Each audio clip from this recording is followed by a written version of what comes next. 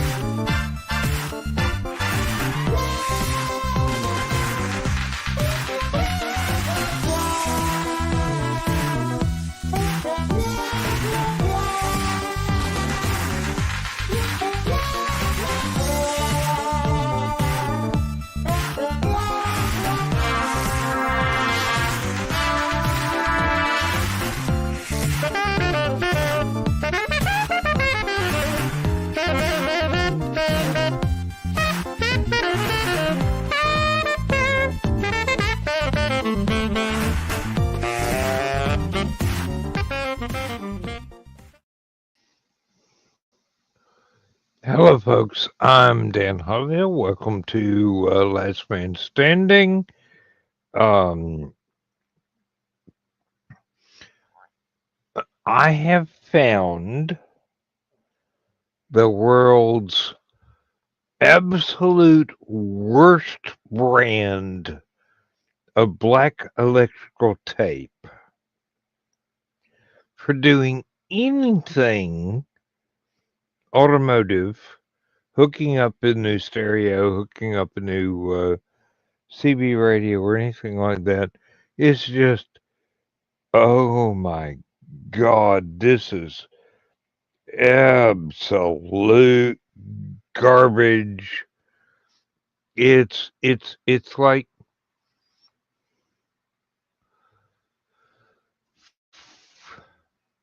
imagine if duct tape was 3 times as thick as it actually is. And you can't do anything with it except stick it to itself.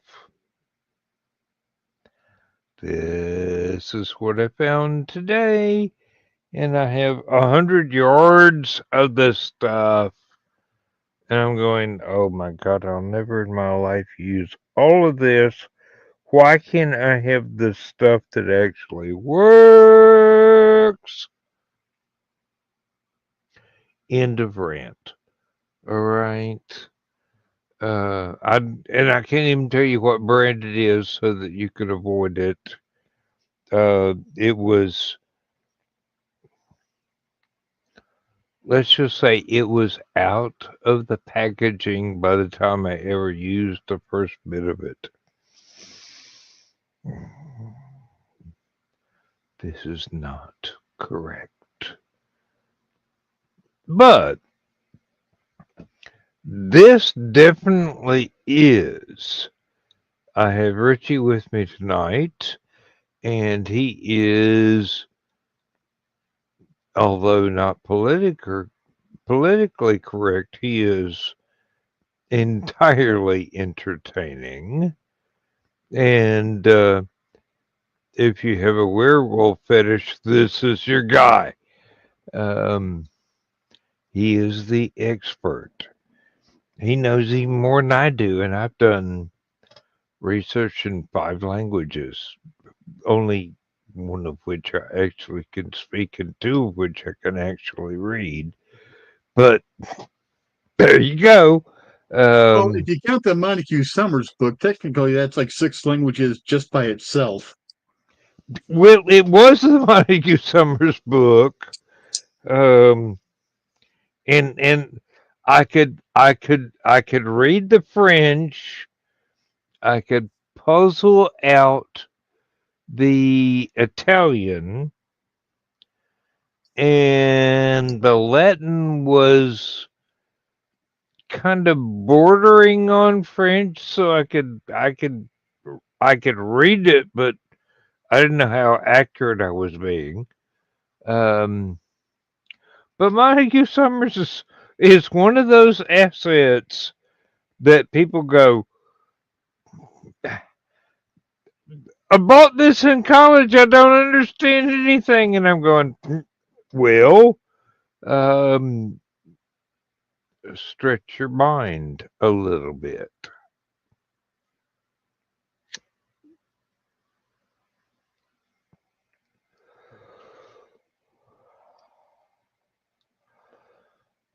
I think I almost went film noir with that one, or noir, depending on your pronunciation preferences. Uh, Folks, there are things that are going on in the world today that are both unfortunate and at times welcome. But we can't talk about that because it's too controversial. I did not say that word correctly, but it's 11 o'clock at night and I've been drinking all day. Um, Controversial. Um, no, that wasn't even any better whatsoever. Fuck it. It's How's it just, going, Thesis? oh, Thesis is here. Oh yeah. Let me turn into let me tune in to the comments. Oh, Thesis, I wish you had time to join us. You'd be so very welcome. Uh, I mean, someone intelligent besides Richie. Uh, and notice I didn't include myself in that because sloshed. Um, I I hate getting up on ladders anymore. I really do. I have for several decades now, and I had to go up and down a ladder that was not securely anchored to the ground um, several dozen times today in order to get the work done that I wanted to do.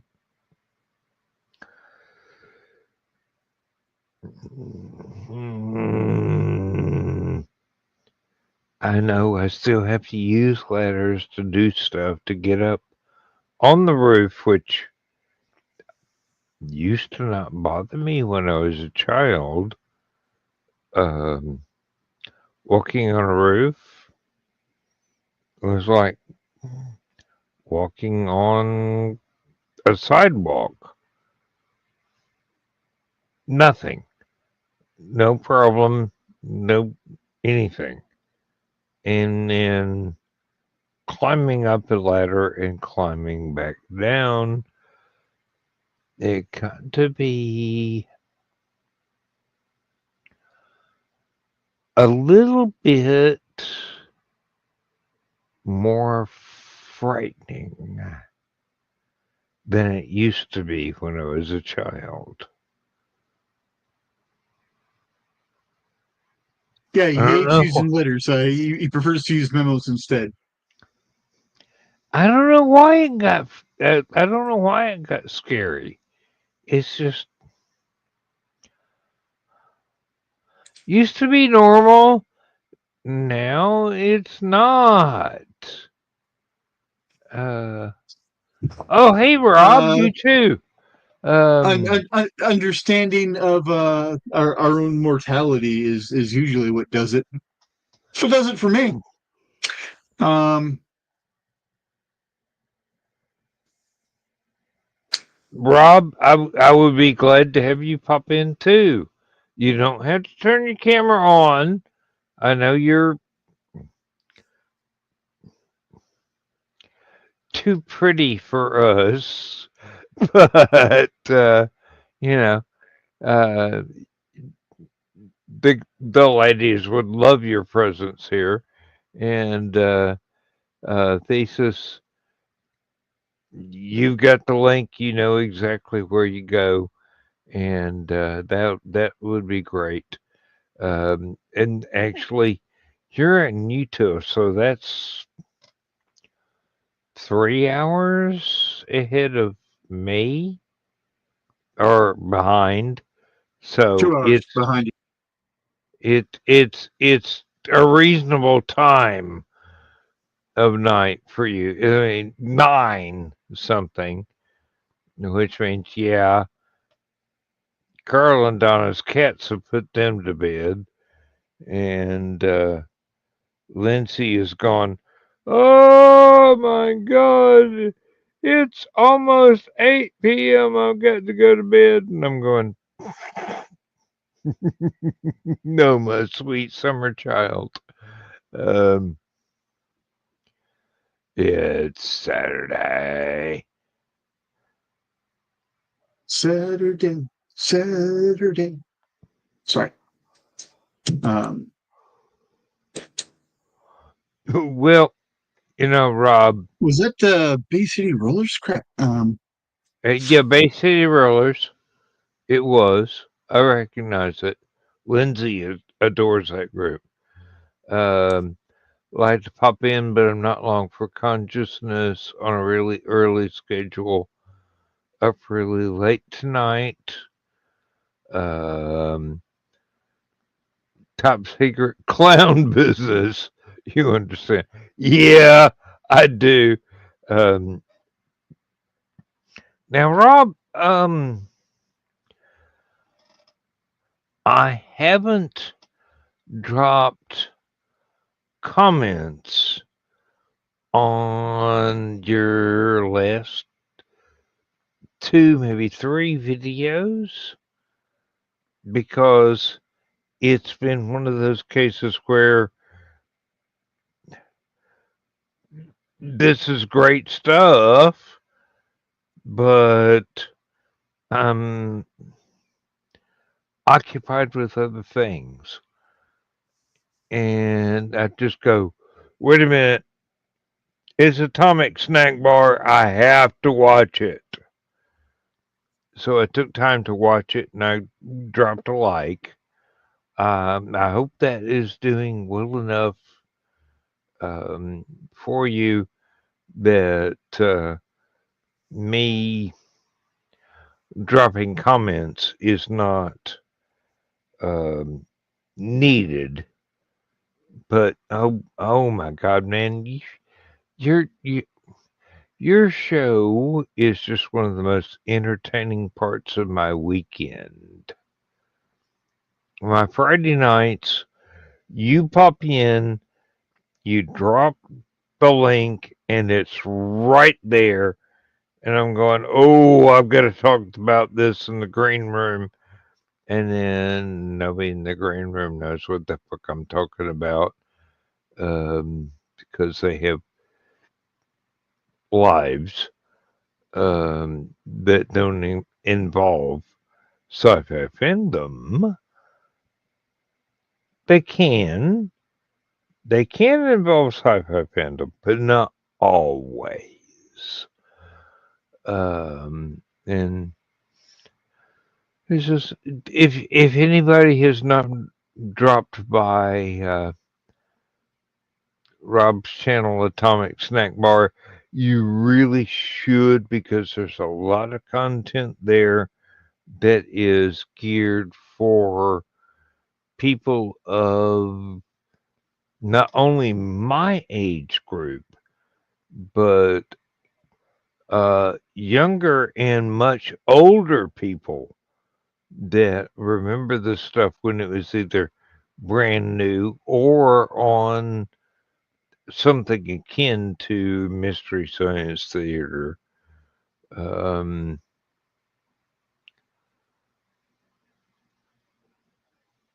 and he just goes, hey, this is the stuff.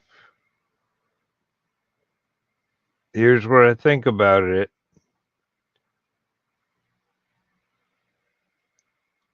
I didn't like it, or I did like it. There you go. Good enough.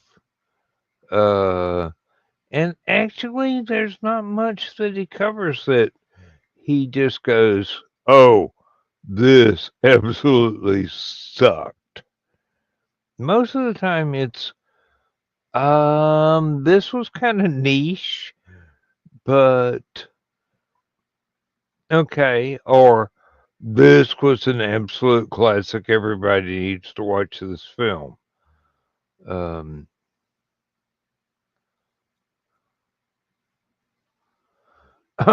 Uncle Carl, okay. Uh, Uncle Carl leaves such doozies. Well, Uncle Carl would not know about you if it wasn't for me. Um, I brag about you a lot, young man. I really do. And the new hat's a winner. Um, if you remember that episode from a couple of weeks ago, yeah, you know what I'm talking about. Um,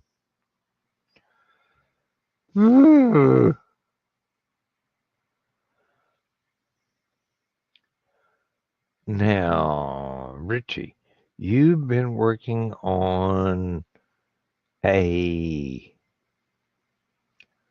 metric ton of different chainmail patterns. Yes. And some of them I actually understand the way they blend together, and some of them I'm just going, this looks like a prison sentence to try and put this stuff together. Just enlighten me, please. That's a So beautiful this thing.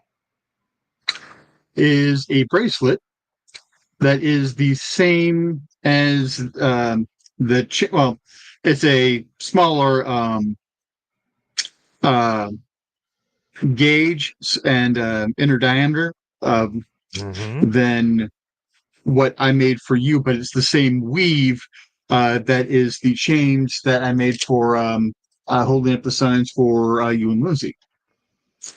Thank That's you. full version 6-in-1. We've got those carefully put away right now, wouldn't it?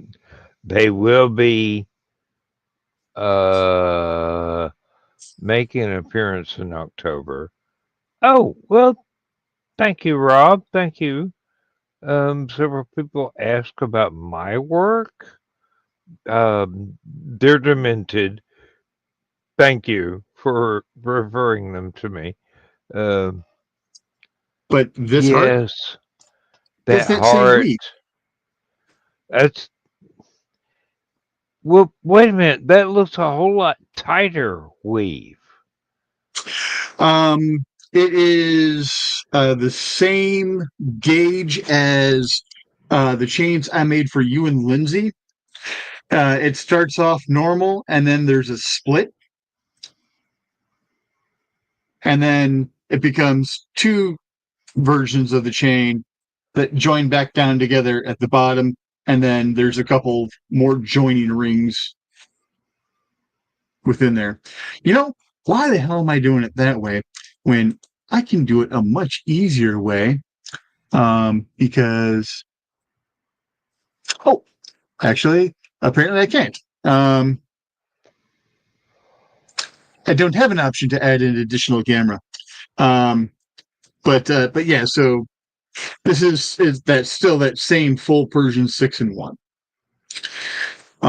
So it's just a different way to do it, and it's doing it as more of a structural weave than just a looser chain. And of course, one of my favorites to do, the Odin's Eye. That is absolutely freaking gorgeous. And because I have a crap ton of paracord from when I was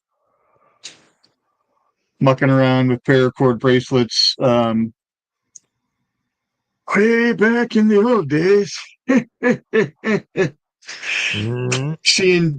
Seeing Bachman messing around with it had made me go, I wonder what it would look like if I took a couple of units of the Odin's Eye or something similar, and then have that go into the like the Cobra weave for the paracord or something like that to complete the bracelet to go around. So it's a paracord and chainmail bracelet.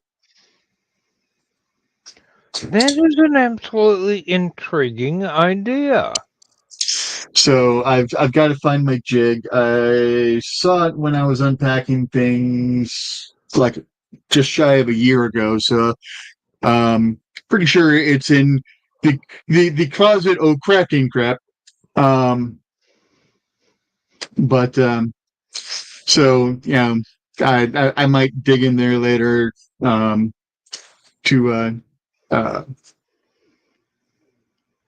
We have do some experimentation.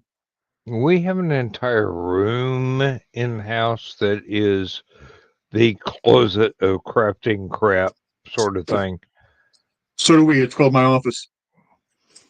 And Lindsay's going, that's going to become a guest bedroom again. And I'm going, you think? It's got room. And then I'm just sitting here going, yeah, well, I could probably build a Murphy bed, one of those fold out sideways rather than fold out long ways Murphy beds. She's going, yeah, I've heard that since I married you, and it's never happened. And I'm going, well, I'm finalizing the details.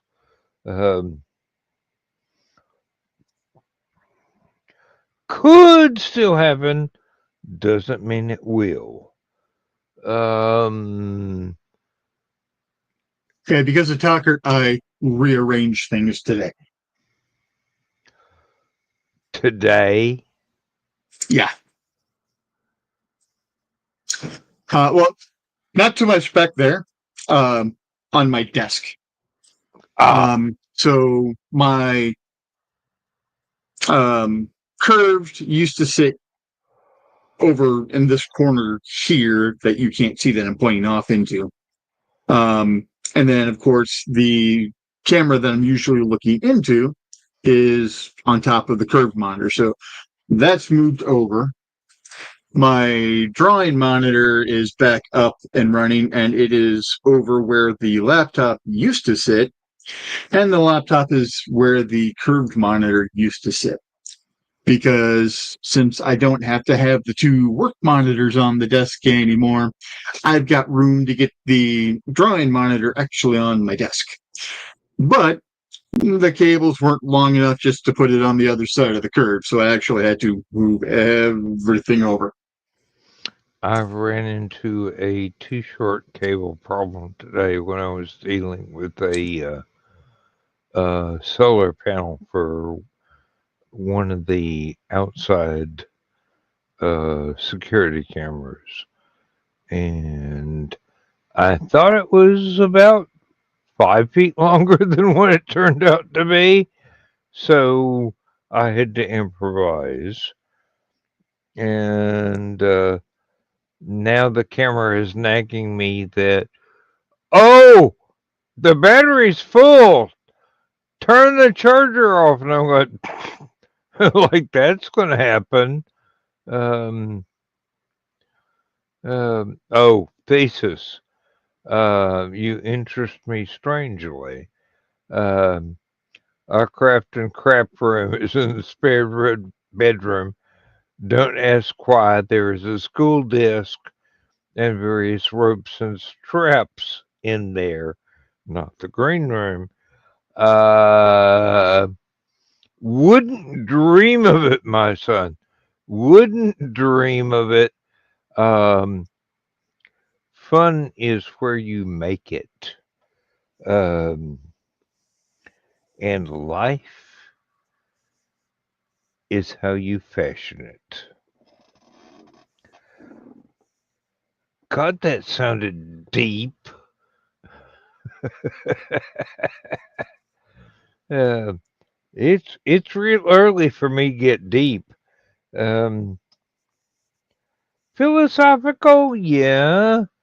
Um, I can do that just about any time, but deeply philosophical, that's a little bit more rare for me. Not the green room. I actually found the sign, and I also found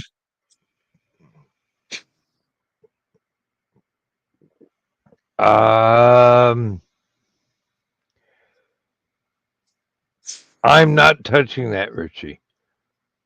and well the Don's Taco sign came from the last man standing. So um, while I'd love to touch Don's Taco, um, I have not been given permission, so I won't um, ever. Uh, while my wife has given Dawn and Donna permission to do unspeakable things to me, um, I have yet to give either of them consent because life gets complex sometimes. You know how it sometimes is. Yeah, sometimes. Um, I'm not 18 anymore. I Although I wasn't feel 18 like when I it was most of 18. the time. I feel like I'm 18 until I have to climb a freaking ladder again. And I go, ooh, shit, I'm 70. Uh, this is not going to be fun. Well, I'm not 70 yet. I'm still a couple of years away from that. Not very many, but I'm getting there slowly but surely.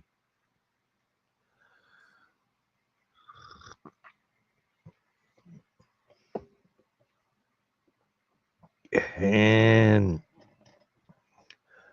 don't call me Shirley, but do call me in time for supper. Um, okay, I don't know where that came from. Um, probably one of the Naked Gun movies, but could be anywhere. And the Don't Call Me Shirley was Airplane. Oh yeah. Well, You're right with Leslie Nielsen though, but that was Airplane. Leslie Nielsen Have you ever actually sat and watched Forbidden Planet? Because that's one of those places where he was required to be a serious actor and a romantic lead, and it was absolutely fantastic. I mean, the man's got enormous range of acting capabilities. It's just after his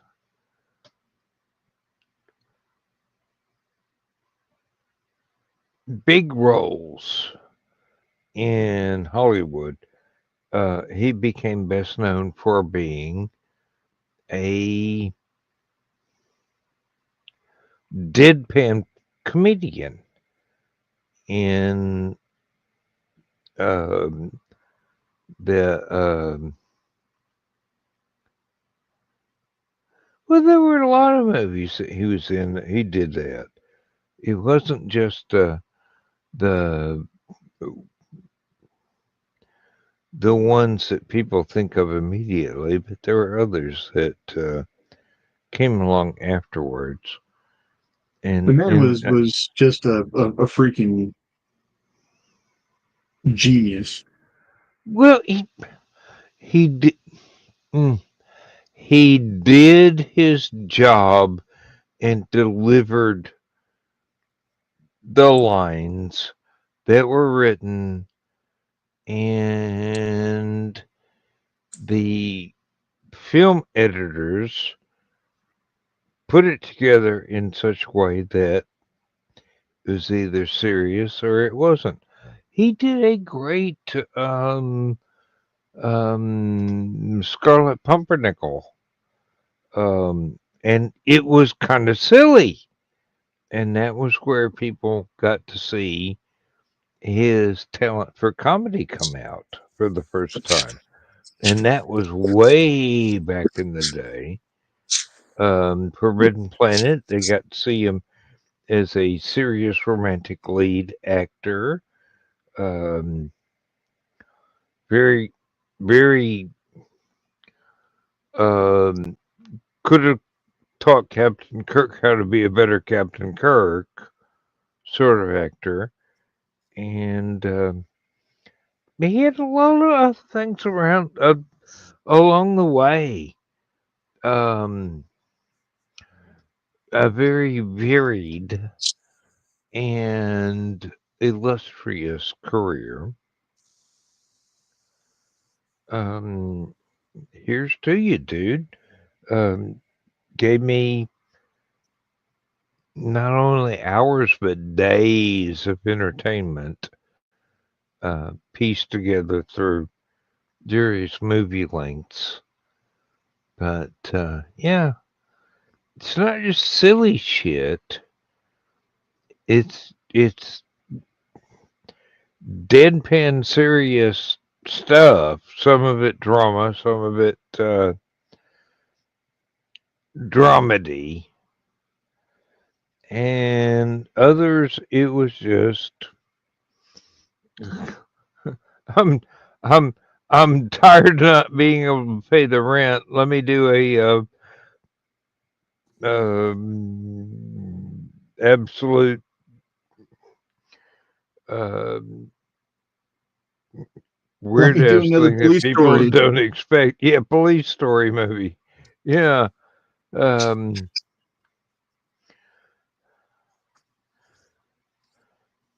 Nice fever. Yeah. Just had it stuffed. Um, I mentioned soap so. Um,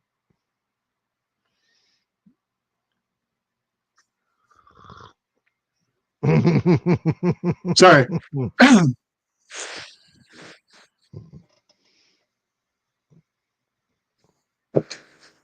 But yeah, I mean, he had just great timing, and I mean, Mhm. um,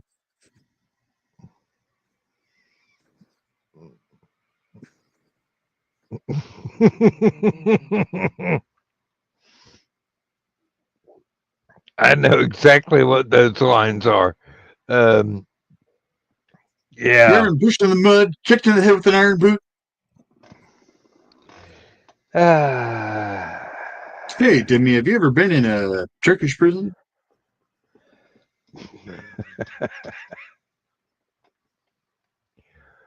Uh, I speak jive. that is a classic line right there. I don't know who that lady was, but Barbara Billingsley.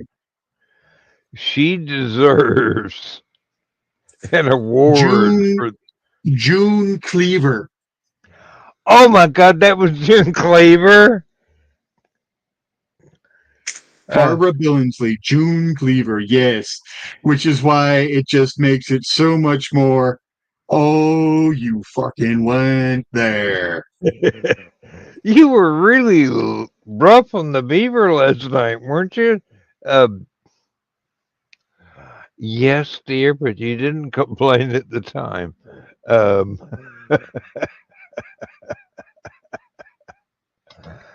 oh,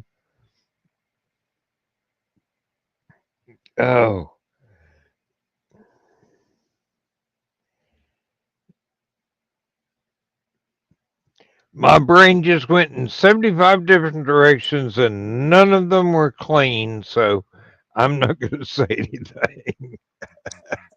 And this is different from any other day because it's Saturday, not Tuesday.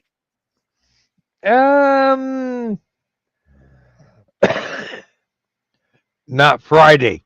Then I could, some of them I could say. Um, there are things which is weird. People will not realize this, or people will not um, understand why I have this restriction, but there are things that I will not say, even in the green room where it's not being recorded. And it's just, the lodge is tiled. We're all here. It's time to have fun. And we can be as silly as we want to be. But there are things even there that I go, that's a little bit too far. And some people don't understand that, and some people do understand it implicitly. And some people go, oh, go ahead, say it. And I'm going,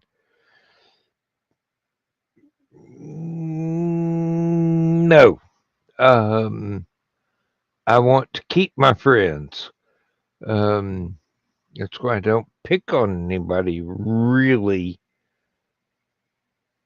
as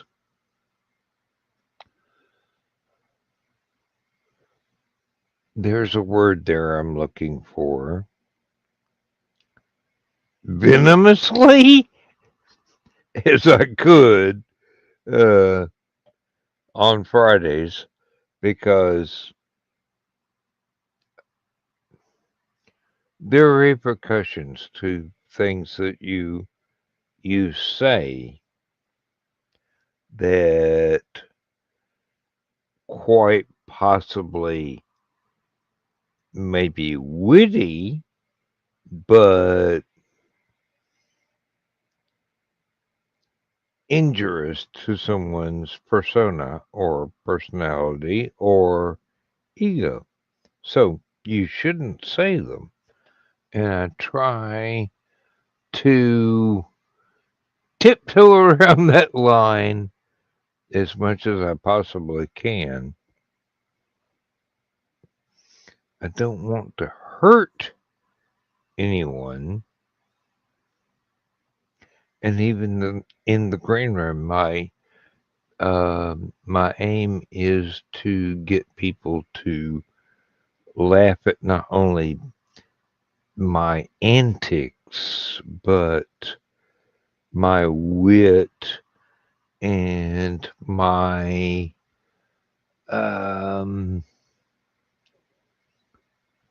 it's not my adopted persona because it's real me.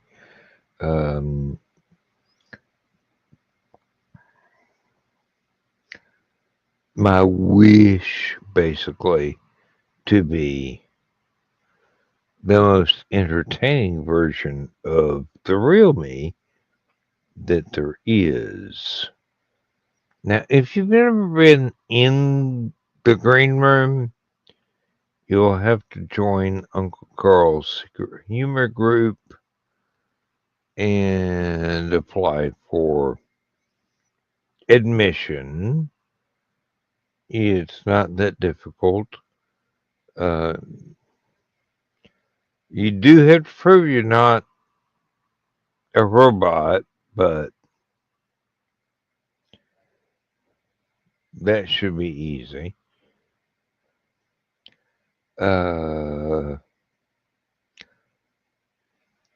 in the long run, actually, humor is quite subjective and means different things at different times to incredibly different audiences.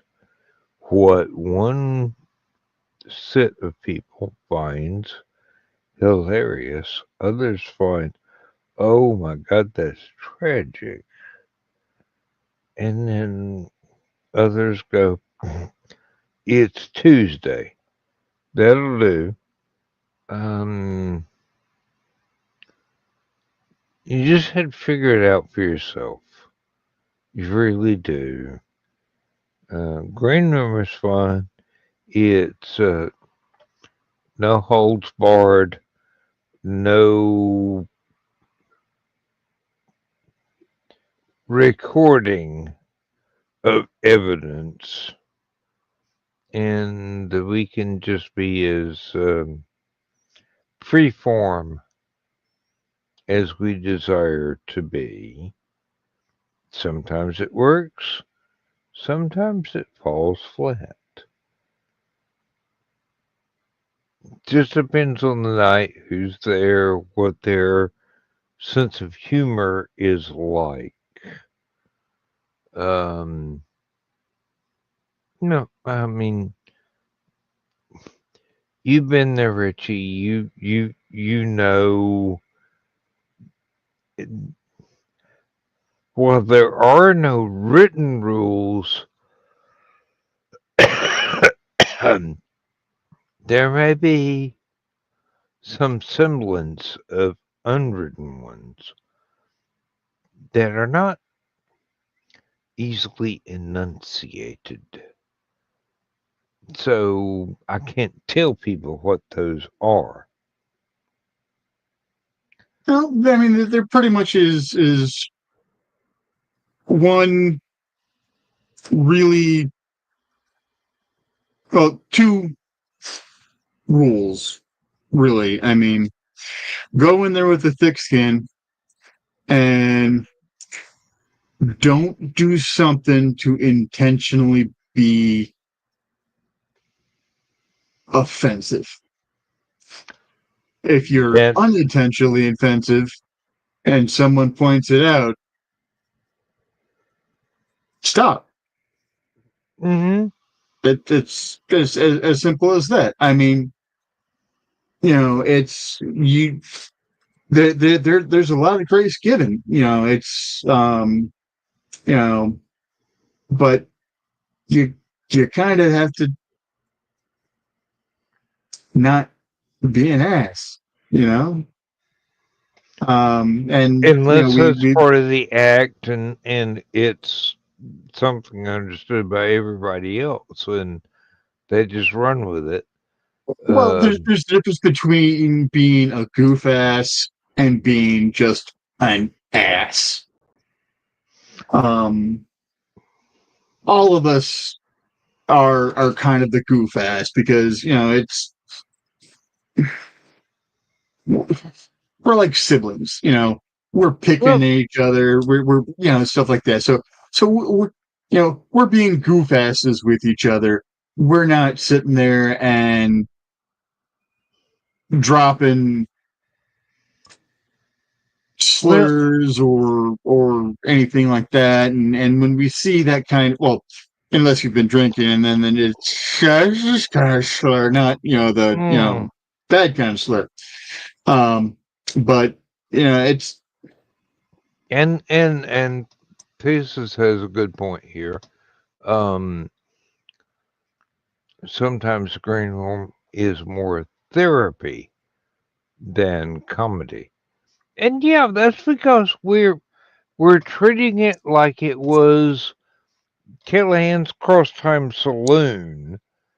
And if somebody needs us to be sensitive and responsible as well as humorous,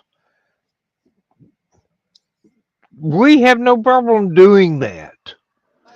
I mean, we show that we care.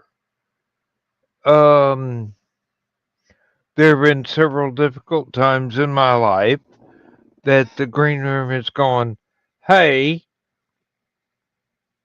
jokes aside, Dan's going through a rough patch. Let's advise him accordingly to our best level of empathy.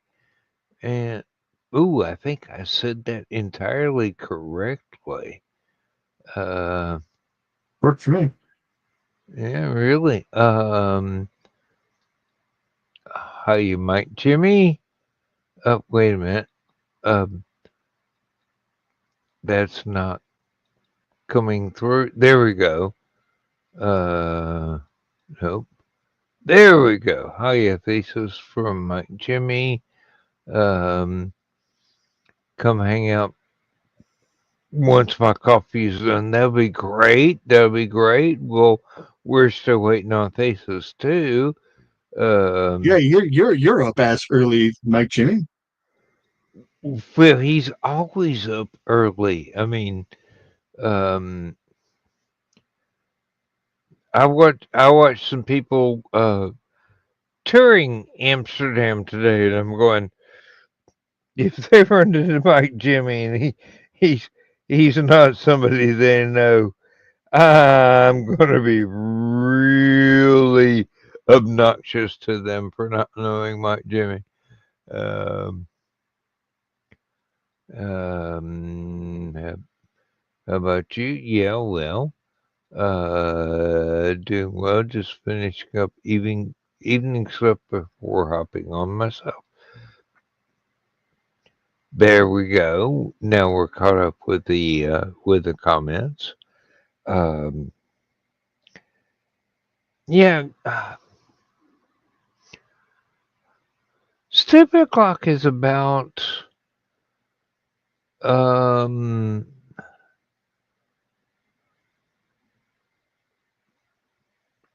wouldn't say my self promotion. It's about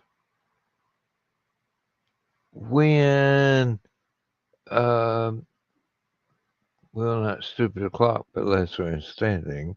Excuse me, I misspoke.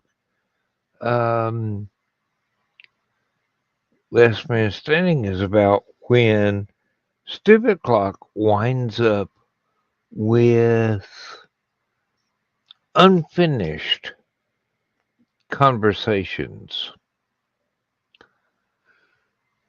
And I just pop in here and I go, yeah, this is the after party. So let's pick up where we left off and discuss that particular topic. Or yeah, I think we pretty much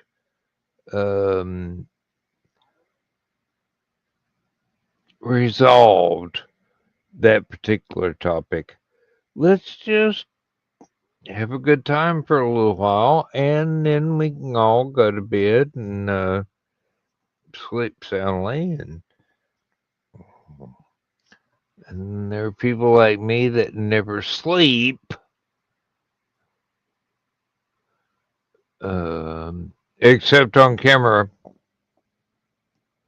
for about 7 hours. And you've seen those videos. Yeah, I do tend to fall asleep on camera a lot. Um, I don't really want to, but it happens.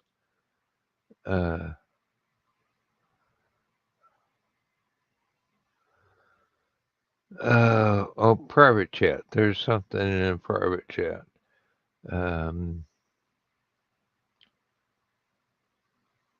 Mike Jimmy. Mike Jimmy, you've been here for I don't know how long, and I have just been sitting here reading comments, and No worries. I was in here for less than a minute. You're fine. Good morning, folks. Dude, I felt like I left you hanging for like half an hour, and you're just going, all right, I'm going to show you my armpits until you let me in the room. No, it's all right. It's all right. I hope Thesis is still going to come in as well because, more the merrier. Absolutely. I talk entirely too much. Richie doesn't talk enough. You have a fine balance because you've got stuff to show off and you are humble as well. Oh, man. It's early. I don't know why I woke up at 6 o'clock on a Sunday and I went, well, you know what? I'm going to see if Dan is still hanging out. Well, you could tell me one thing. How is your little baby girl, Aurora? She has had 2 days of swimming paradise at Grandma's place because it is absolutely scorching here over the weekend. And so we decided to go to my mother-in-law, who has a huge garden, and the house is a lot colder, and we were just being social there. And eventually decided to sleep over from Friday to Saturday. And we only got back last night. Had to move a whole lot of new furniture as well. Well, new for me, but yeah, the little one has enjoyed herself last week. There were some people I watched from. They have a narrowboat video channel in England, and they are actually they were actually in Amsterdam, and I'm going, okay. If I see Mike Jimmy riding a bicycle in the background. Well, in Amsterdam, not so much. I'm not one to cycle in Amsterdam if I can help it. That's a suicide road.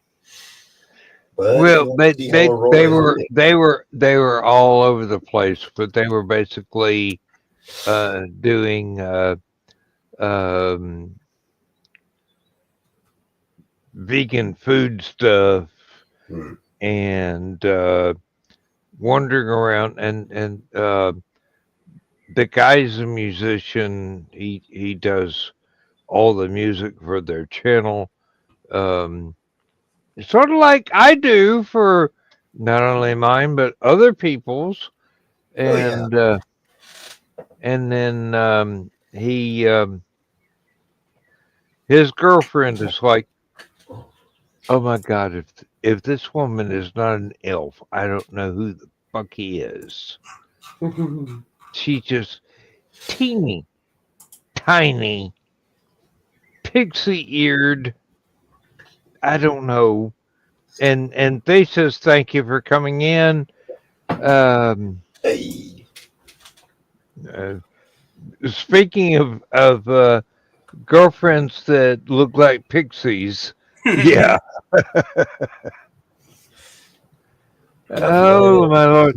Anyway, they were walking around, going to different restaurants, and I'm going, yeah, this is a place where tourists would probably be, but Mike Jimmy would not because it's too touristy and not enough home. So, Yeah. what you got there? There we go. Oh, She had a little kiddie pool the entire weekend, and she's just been hopping in and out, having a drink. oh, Swimming she's so sweet. She's got your hair. Oh yeah, absolutely. Yeah. How old is she now? She is now 18 months, so 1.5 years. And yeah, she's absolutely a toddler. She started to say yes and no, and pointing her head at things that she wants instead of pointing a finger. Yeah, then I'm enjoying it to the fullest. But yeah. Oh my god. Nice weekend. I remember when some of mine were about that age, but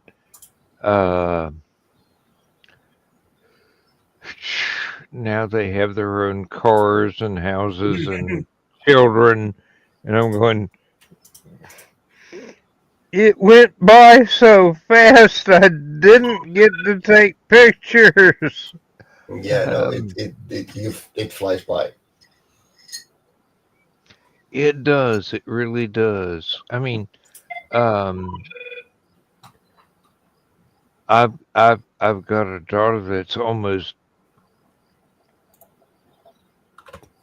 55. I got another one that's almost 50. I got 2 sons that are almost 45, if not older, and other kids whose age I cannot calculate because they take up after their mother. They're immortal to start with, so doesn't matter what they look like. They could look like 15 and be 500, but I will never know.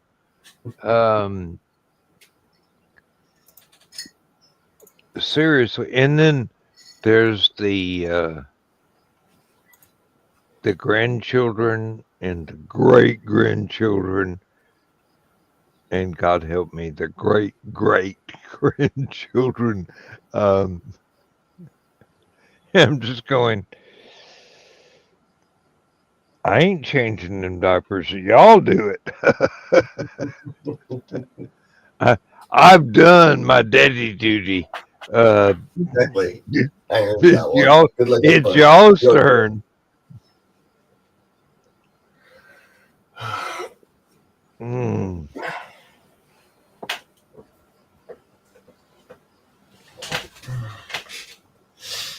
Oh man. Thesis: never let the dog have kids. Yeah, that's not going to happen. He's already been, surgically broken. So He been repaired. I'm not going to say fixed. He been repaired. We had to.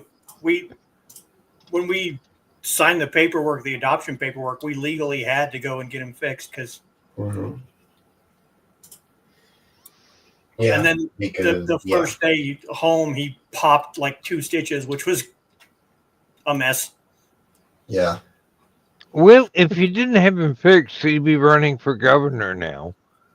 Uh, I'd be alright with and that.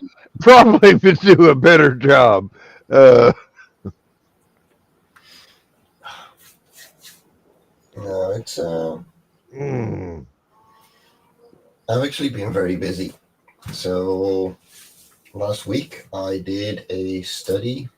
If you guys have seen the animated movie The Rescuers, Hmm.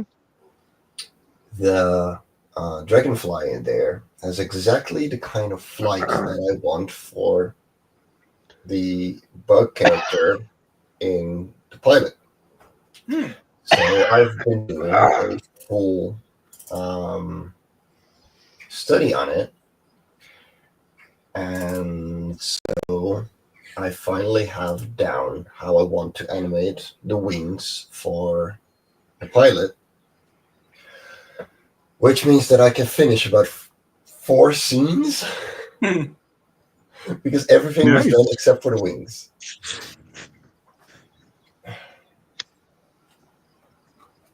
But yeah, so You do realize when you get done and go, okay, I've got this. I'm going to move on to the next bit. And you go, Dan, where's the rest of the soundtrack? oh, I'm that's going to okay. go, oh, oh my, yes. Okay, look. Let me open all the scenes for you.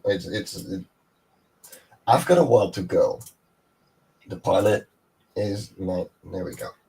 I'm sharing my screen. I know, but they keep putting updates on the program, and I'm going to lose the ability to get back to the original. Ah, that is a problem. Yeah, it really would be. Well, the thing is, like, the storyboard is pretty much on point. There's a few minor hits, but like, I only have 1 minute or so of animation done. So, like, even some of these scenes, like here, I'm not actually done yet.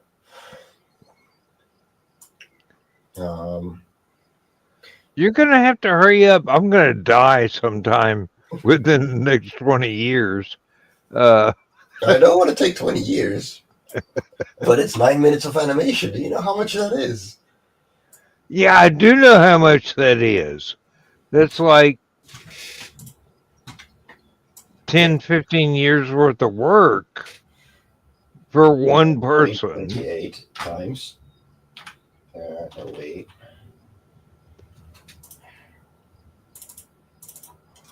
9 times 60 plus 28 seconds times 24. That's 13,632 frames that I have to animate. And I understand exactly I'm gonna die someday. why. Yeah. I understand exactly why, because there are things that I have done that were, okay, this is one frame of animation I will never do because the technology does not exist yet. And this was in the 1970s. There was no animation software that I could use. There was nothing. Well, this is mean. But I did it as an oil painting. And I'm going, okay, here's a frame that I did. And you'd be surprised how many people like that. Because it's very I I do an awful lot of detail in oil paintings, and people go, "Ooh," and I go, "You ain't seen nothing yet." But then I probably will never do the second frame. Um,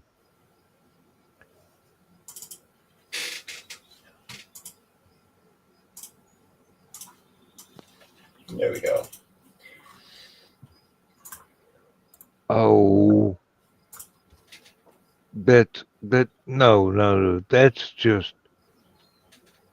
that's beautiful. So what it was is that, and I can show you. So this is the wing with smears, but what I had was this, and it worked. Yeah. And I'm against it, but it's not what I wanted. Well, So yeah, I can understand that. I Um, had this character.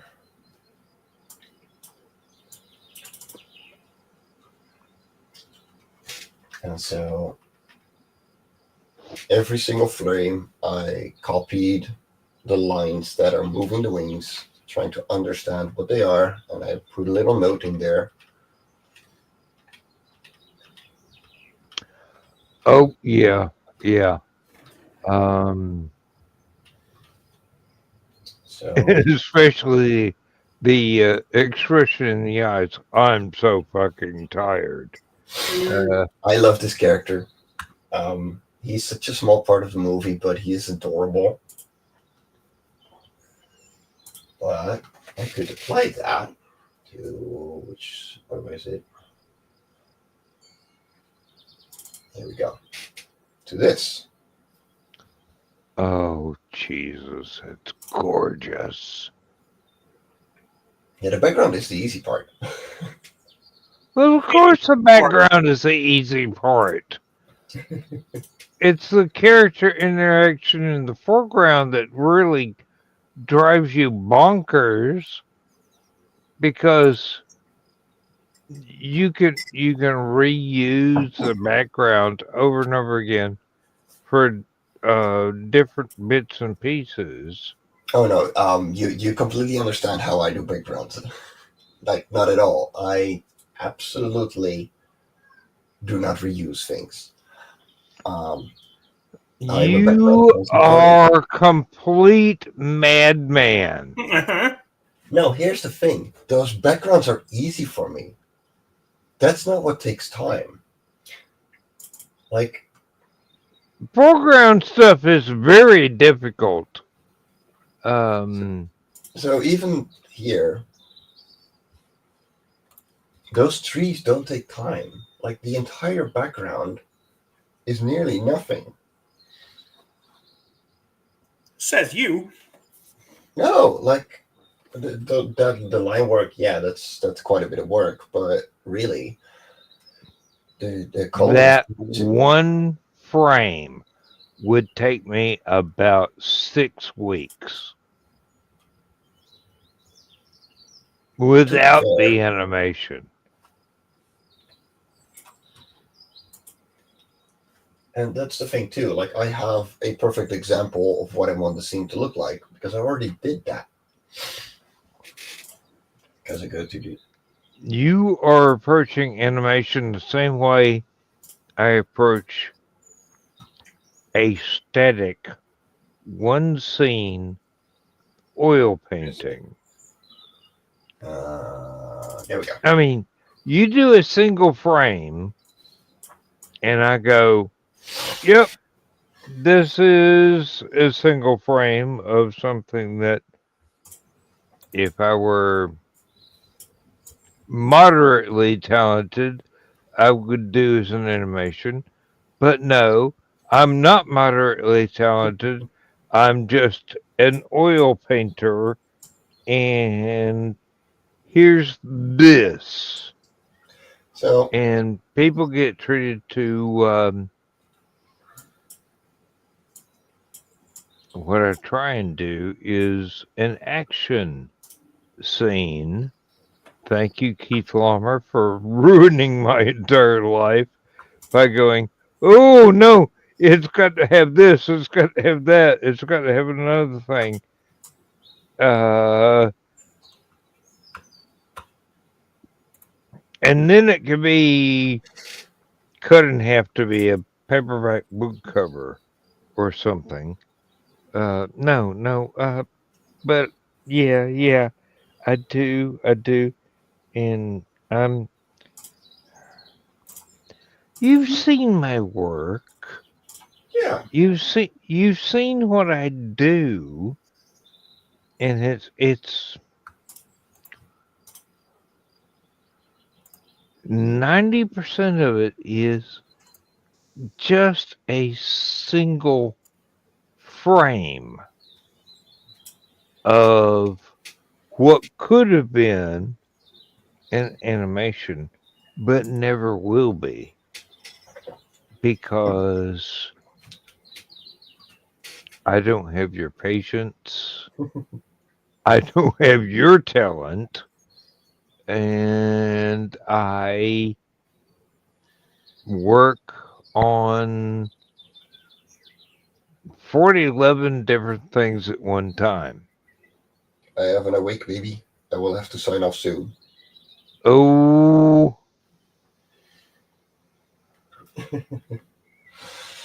Well, in one way, I am very jealous. In another, I'm glad it's you and not me.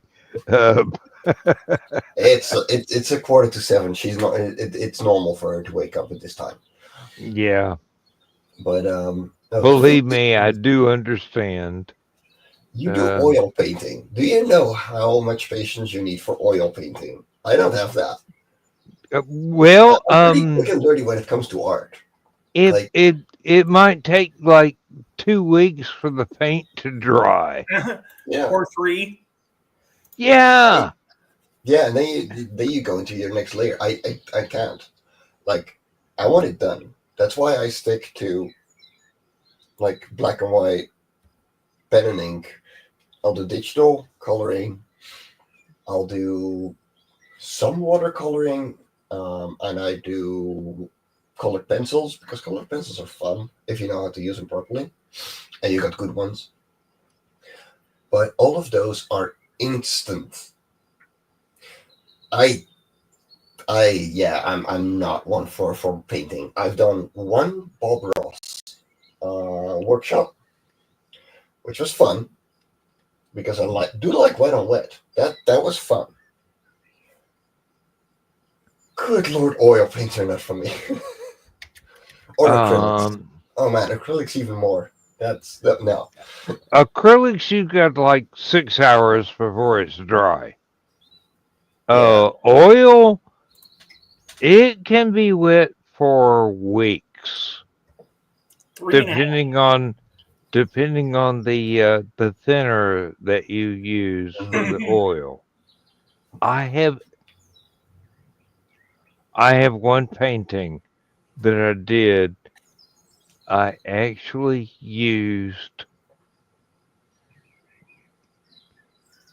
I changed the oil in my car and used the old crankcase oil for the thin, body weight. And it was sitting there, and I'm going, okay. And it took basically a month once I was finished with the thing for it to dry. I can believe that. And you could not touch it without ruining it the entire time it was sitting there. And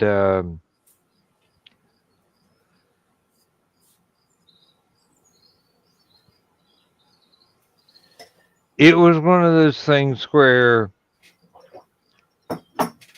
it started off as a commission, and then it turned into a personal challenge. Yeah.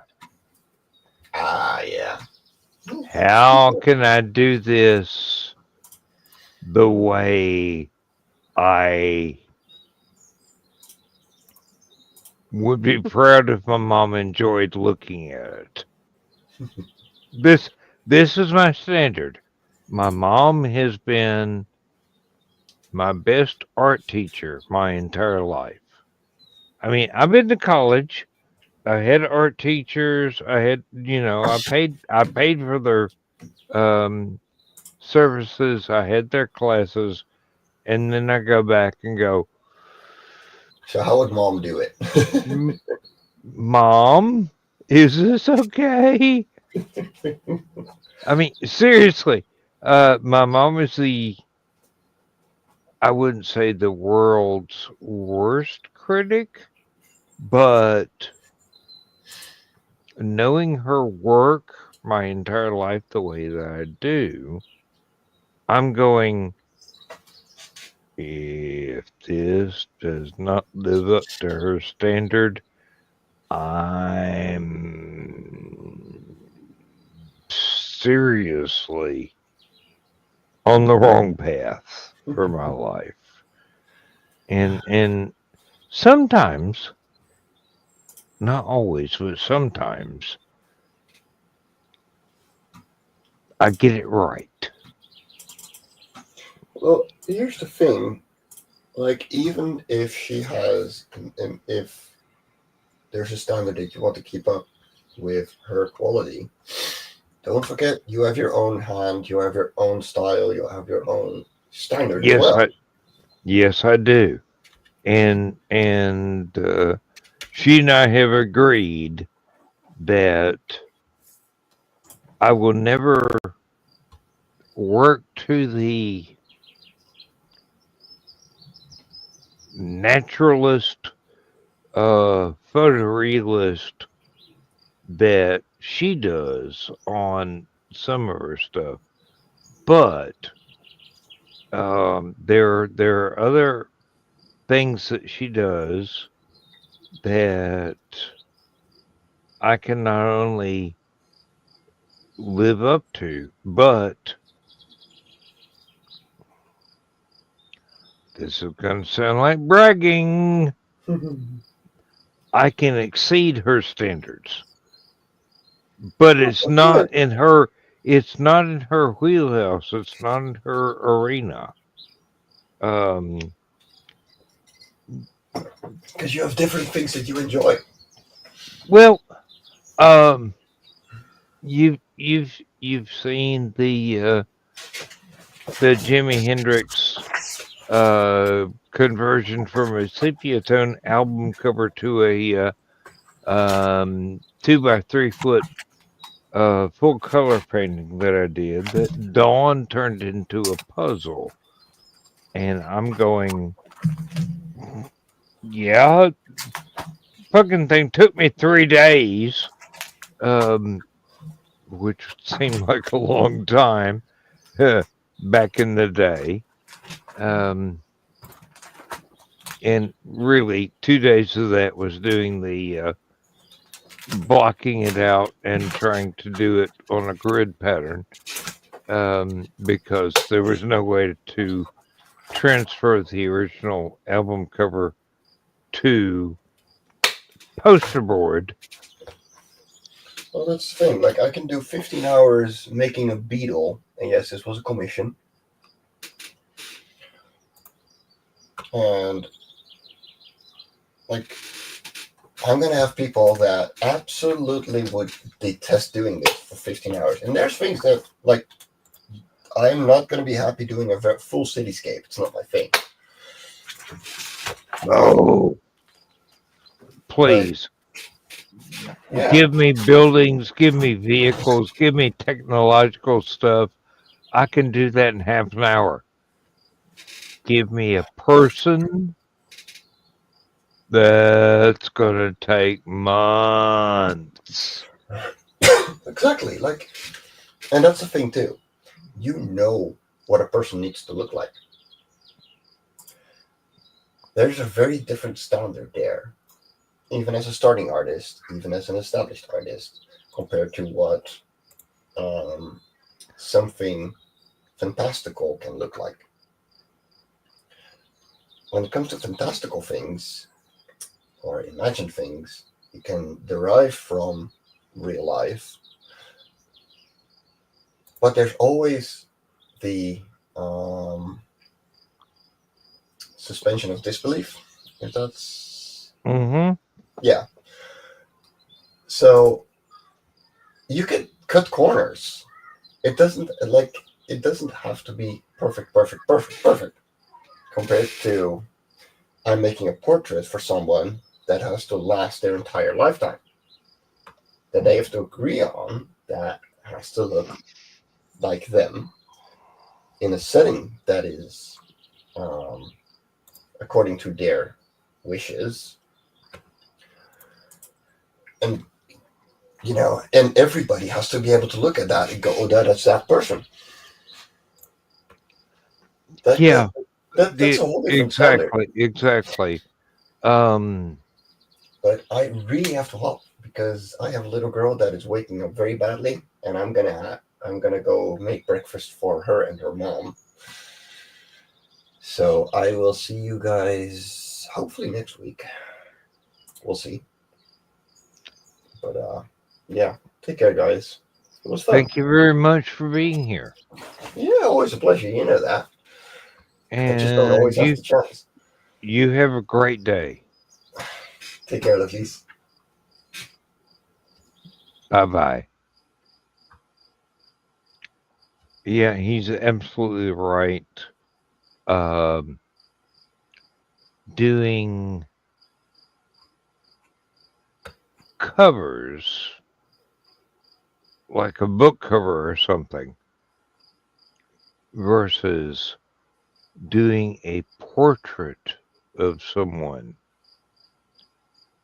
is worlds apart in the level of how forgiveness you allow yourself. If there's something that is machinery or just absolute, um, just background stuff, yeah, that can be quick. But trying to make someone look like themselves,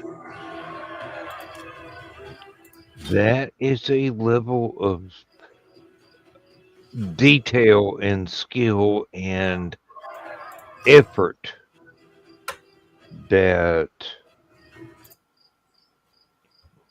you got to do it for the love. You can't do it just for, oh, I got to get a paycheck out of this, because that ain't going to work.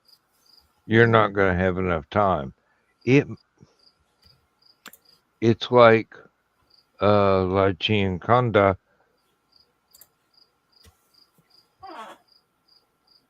It might take a lifetime to get it the way you want it to go. I mean, yeah, Mona Lisa, La Gioconda, is one of those things that Leonardo carried around with him for decades and decades and decades. And he was never happy with it, not even when he ran out of time and people wanted it to put in their display. And it was just a little bitty thing. I mean, just barely. Have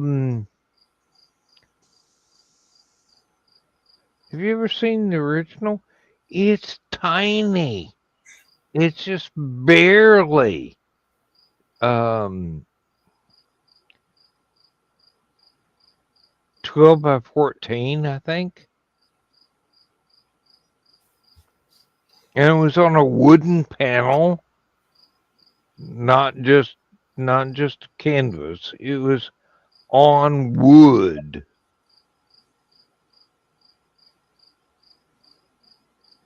Incredibly difficult. But he never liked it. He never thought he did it justice. And I'm going, was this one of your girlfriends, dude? Because that would give me that level of anxiety. Somebody that I really cared about. But no, it was just some random chick that was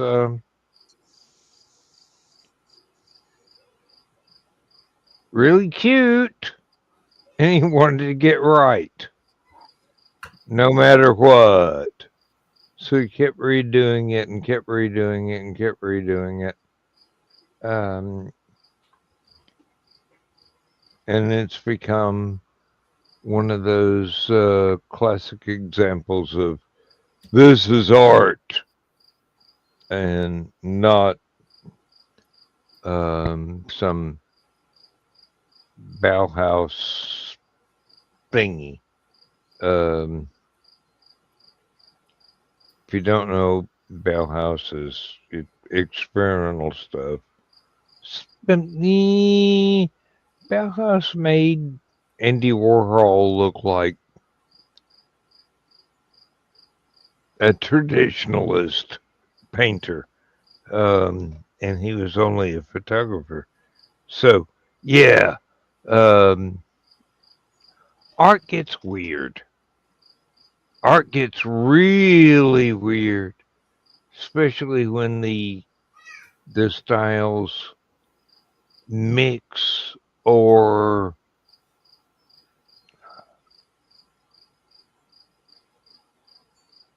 the accepted norm changes dramatically. So it's not, oh, here we go, here's this thing, and here we go, here's this other thing.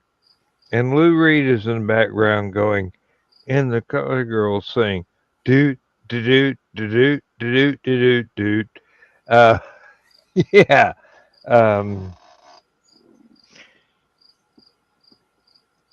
Art gets really strange sometimes.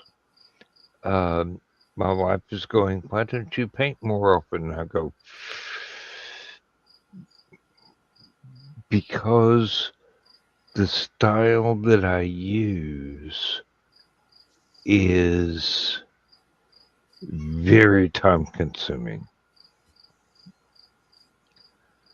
What I want to do is very time consuming. What is easy for me to do and I can whip out in a few days is a little bit more abstract, but doesn't mean people don't like it. It just means that I'll never be satisfied with it because I did this before I learned how to do that, and then I added, and then I learned other stuff. And I've got paintings that are 4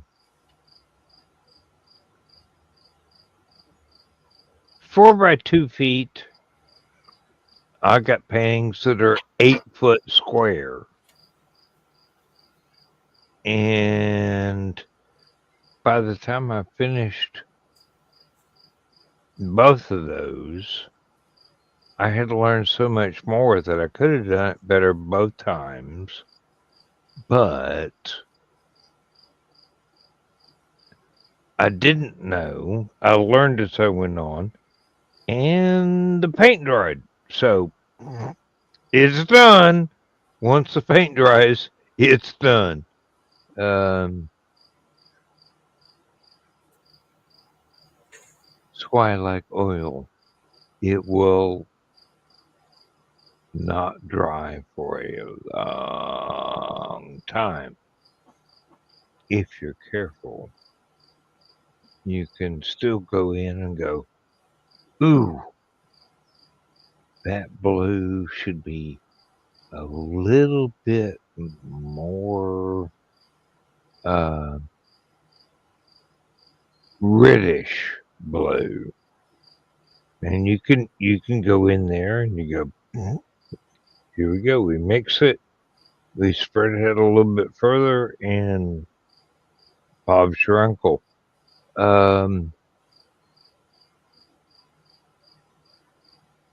Oil paint is very forgiving. Acrylics, within 3 hours, you better be through, because that shit's going to be dry. Watercolor, you got 5 minutes, maybe. It's got to be done fast. It's got to be done in one take. And if you want to add anything to it,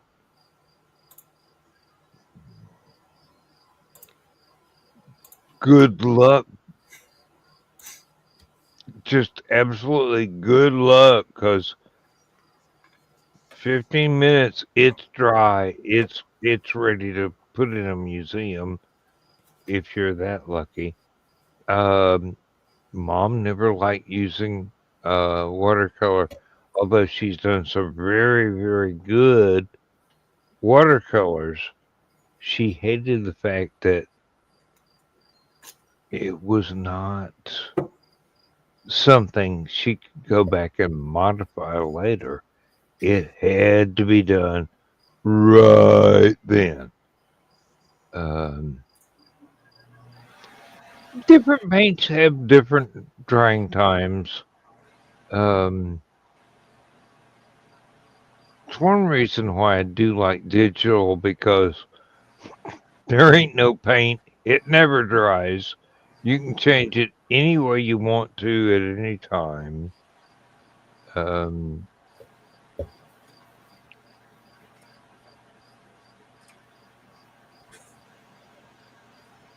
Y'all have seen my stuff. Digital, paint.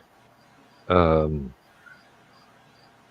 have not seen any of my watercolor, because there are very, very few of those in existence. I don't think they've ever been scanned.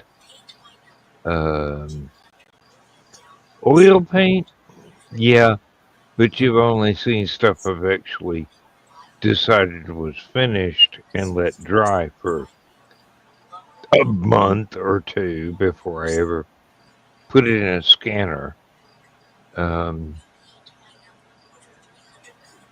There's one I did not know my oldest daughter had, and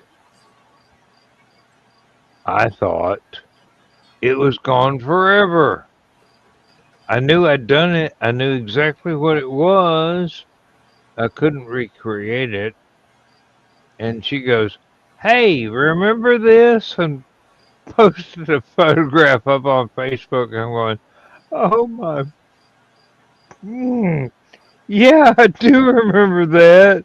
I wondered where it went. I thought it got burned up in a house fire at one of my best friend's houses." And she goes, "No, no, no. You gave me the original."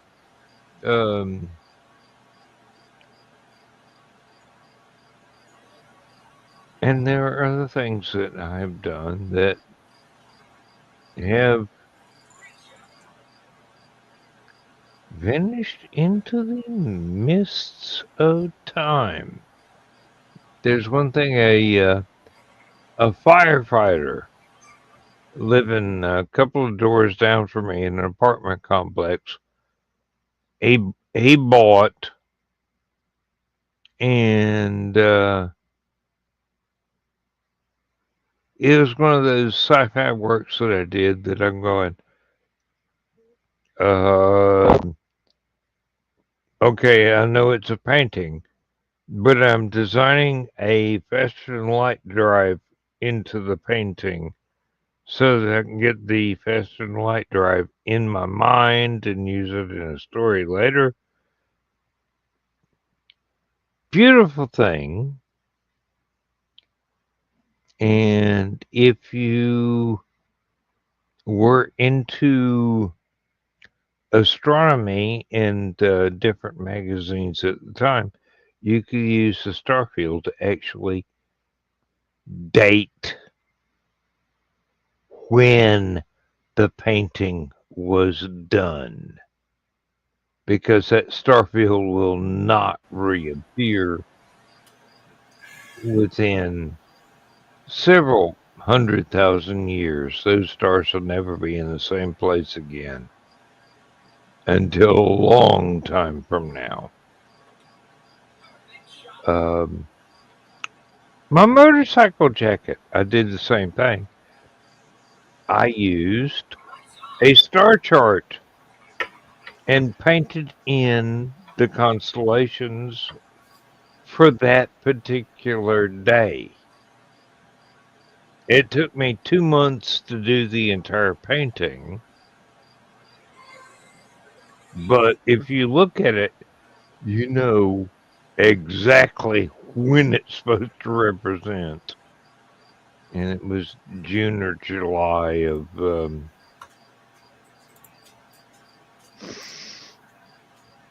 a long time ago. But you can tell, hey, that's Saturn, that's Jupiter, that's Venus, that's Mars. What the fuck is that? A spaceship I designed. At that time, I was designing better spaceships than NASA ever thought of.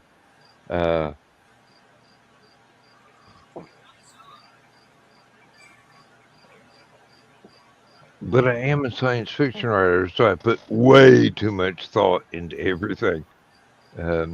So, yeah, it happens.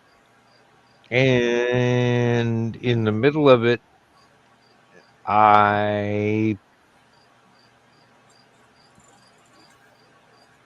painted my dad and I fishing on Dad's boat. I will never be ashamed of doing that. You look in this thing. I stole the idea from an old album of soundtrack sort of music, but the cover art was basically an astronaut on the moon walking around, but reflected in his helmet was somebody surfing on Earth. Well, I replaced somebody surfing on Earth with me and Dad on his fishing boat in the middle of a lake in Northeast Georgia. And I'm not ashamed.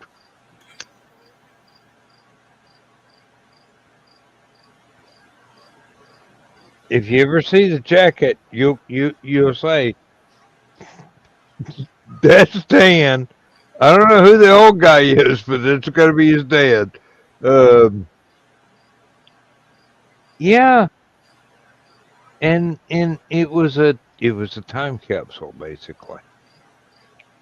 Not only of a time in my life where Dad was still with us, and he and I would have fun going fishing, but the particular month that the starfield lined up with what I painted on the coat. the back of the jacket. There are pictures of this stuff on Facebook, which they may have deleted all that crap by now. I don't care. I've still got the original photos.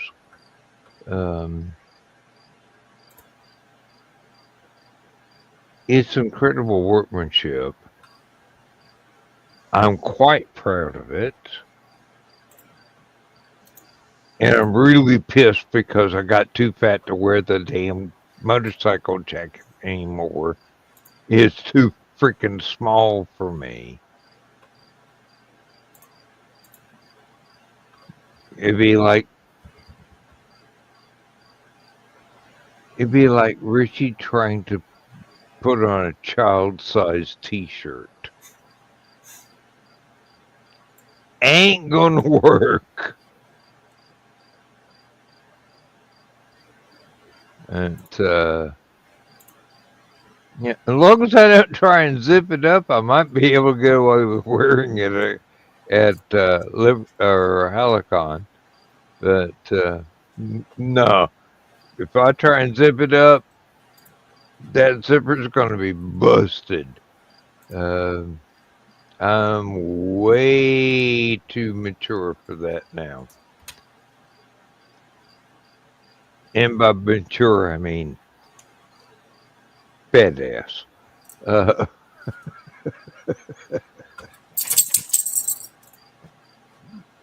don't mind admitting I put on a little bit of weight in the last 50 years. I'm no longer in my 20s.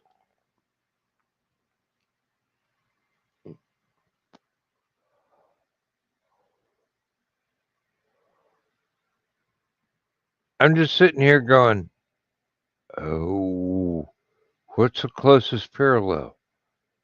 Imagine Thesis as a sumo wrestler. Can't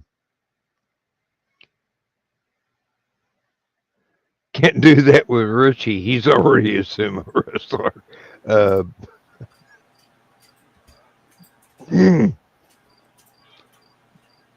Uncle Jungle Jim. Yeah. Yep.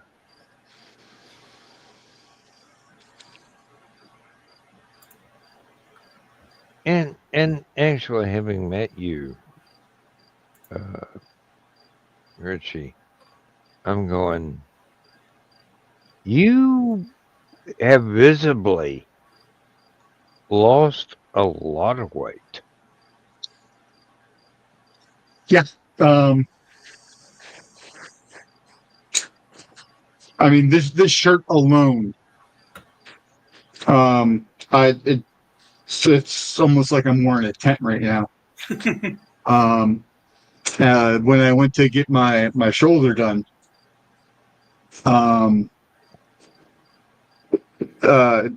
so it's where I get my shoulder and my spine injections are the same place, and I've been going there for a couple of years. And the last time I went in, as I'm walking back, they're like, "Holy crap!" Yeah, I recognize that shirt. Man, it's really hanging off you now. You are really losing weight. I'm like, yeah. Well, yeah. Well, you've been trying, and you've been succeeding. Well, actually, I haven't been trying. It's just been, well, because of my medicine, I just rarely eat anymore. So my body's just, consuming all of the fats to convert that back into sugars. So I understand completely. Lindsay is extraordinarily jealous that I basically turned my appetite off and I've just been getting by on everything I have stored in my body for the last 30 years, and I'm not trying to lose weight. I'm trying to keep from having to go on blood pressure medication and a lot of other things. And she's going, "How do you do that? How do you do that? I'm just getting fatter. How do you keep getting skinny?" And I'm going, "I don't work anymore, so I'm not requiring the 8 meals a day that you used to provide for me while I was at the factory." Um, and if you will excuse me, you're a very good cook. So I ate every bite, but now I can get by on practically nothing. A few potato chips and maybe a chili dog and a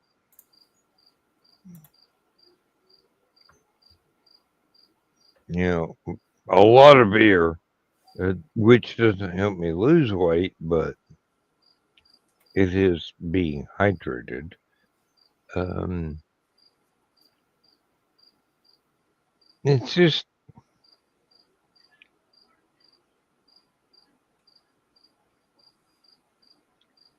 as your lifestyle changes, which is really about all I can attribute it to.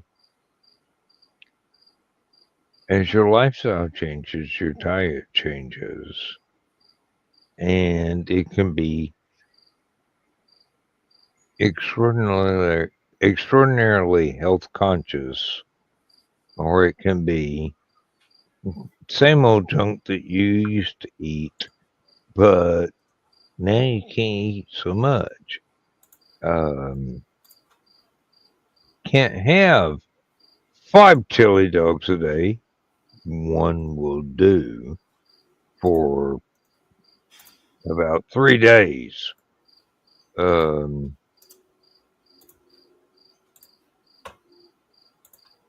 These things are relative. They're all individual. It's not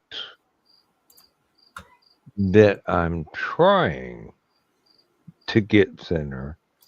It's that I do not need the same constant input of fuel that I needed when I was working.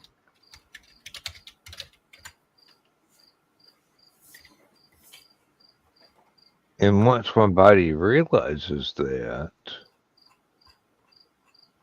it'll be hunky dory, I hope. Yes, I will be playing David Bowie music later. But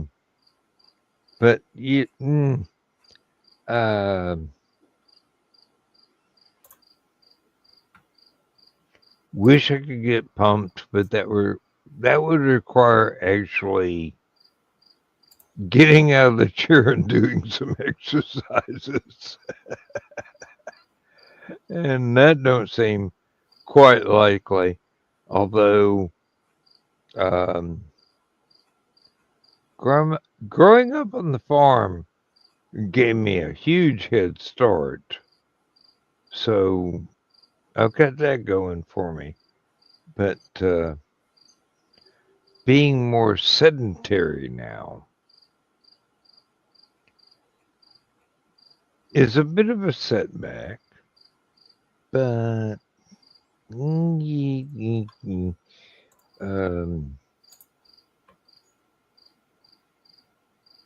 what you are is what you have.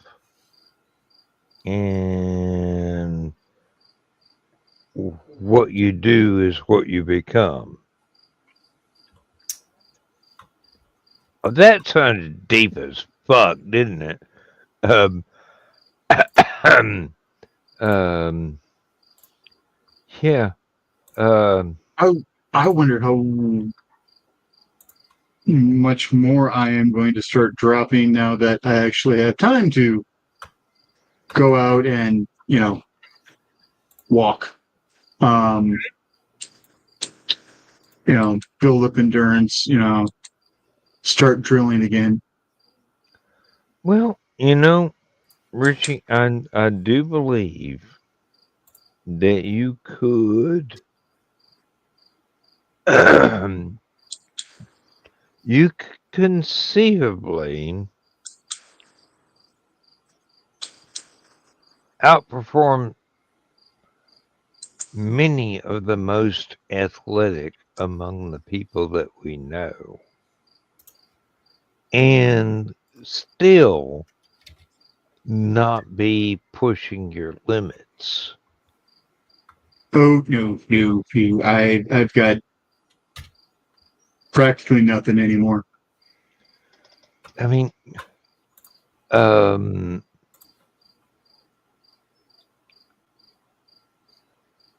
you're not going to be trying to lift 800 pounds of weights, bench pressing this much, doing that much, but you might be walking 17, 18, 20 miles a day, which In time, baby. Right now, no. Right now, maybe I get a mile in, and that is if I have to go get the mail and a couple of other things and what have you. But or if I've got to walk around a store, maybe then I get 5 or 6 while I'm in the store. I used to get a minimum of 5 to 17 miles a day walking around at work doing my job. When I was on site all the time, I got probably 3 miles while I was in the office.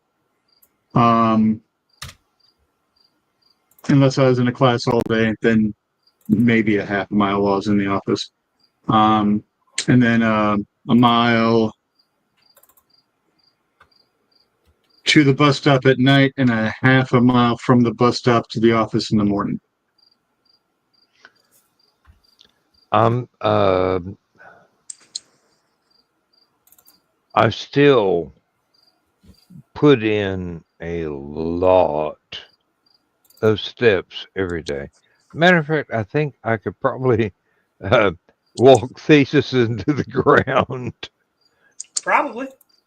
I would not be able to out combat you with any weapon of anybody's choosing. But endurance, Farm Boy still got the mojo.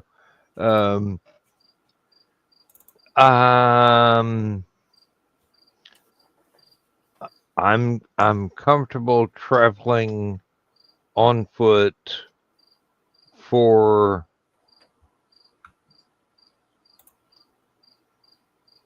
I don't want to give any actual figures as to what, but a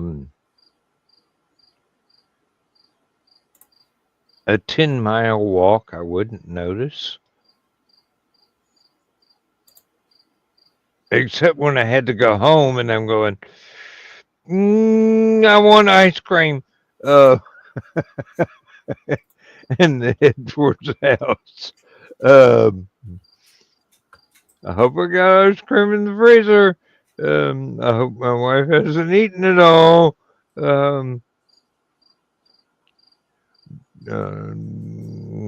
Choco Taco sounds really good right now. But, we can make fun of anything we want, anytime we want. But, yeah, I do have the endurance thing still, and I'm getting really close to being 70 years old. My wife is worried that I'm not taking good enough care of myself, and I'm taking great care of myself.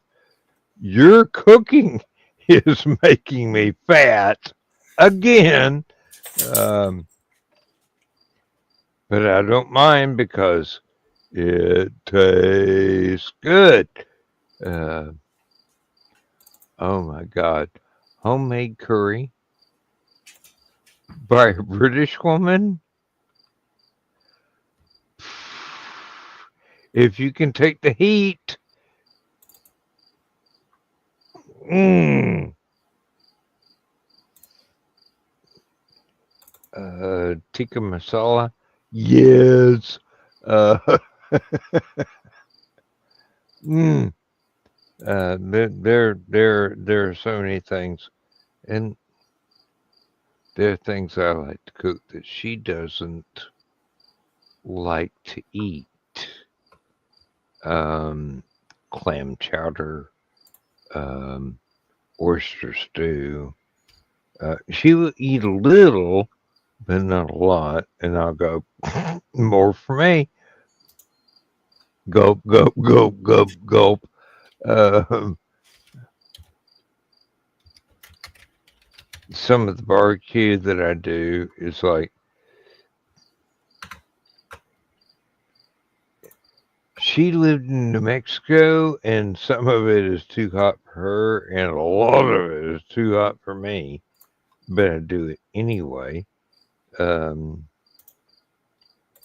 why the fuck else am I saving all those chili peppers in the pickling jar in the fridge?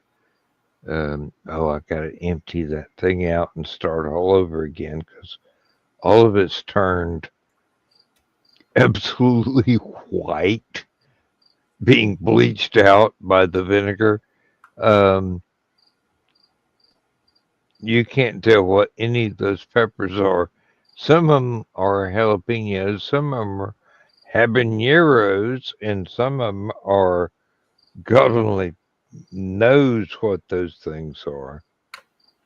Not me, because I don't study varieties of hot sauces and peppers that go with those hot sauces. All I know is you get 3 spoonfuls out of that, you put it in a crock pot, you fill it up with pinto beans and browned hamburger. You got a chili that will not only last you for a couple of days at least, but it can be as hot or as mild as you actually desire. And no, John, there are no carrots in my chili.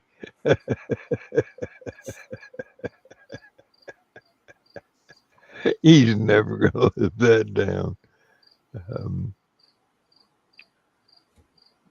Seriously, it was a way to make his chili milder than it should have been. But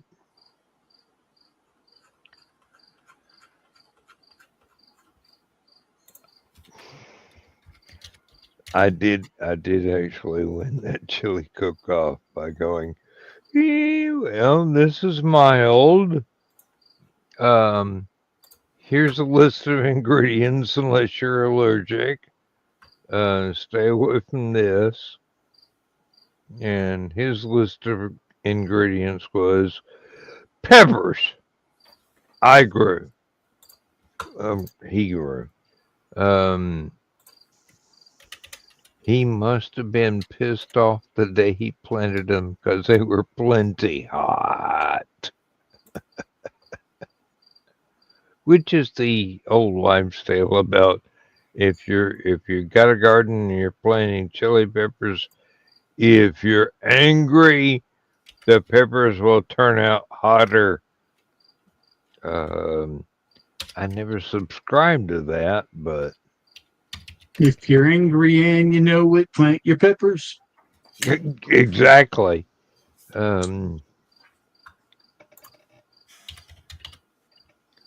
Whereas if I'm angry and I know it, leave the house and shout a lot before you come back. And then when you come back, you don't have to shout at anybody in the house.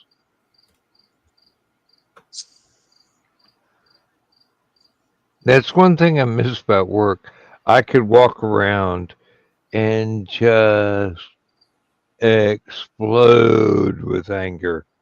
When I got home, I didn't have anything left to be angry about. So, yeah, it's a challenge being retired sometimes because there are plenty of things you want to be angry about. You need to be angry about, but you don't want to drag that back into the house.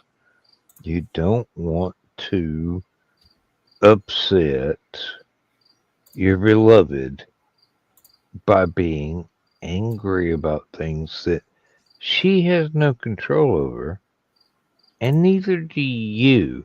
It's just life being frustrating.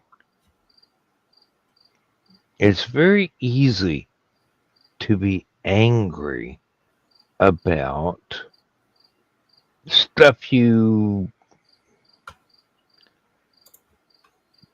can never have control of. But it's much more difficult to decide that this needs to be left somewhere besides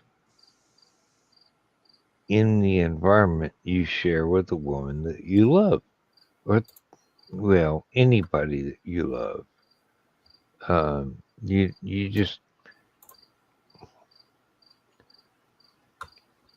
you don't want to bring that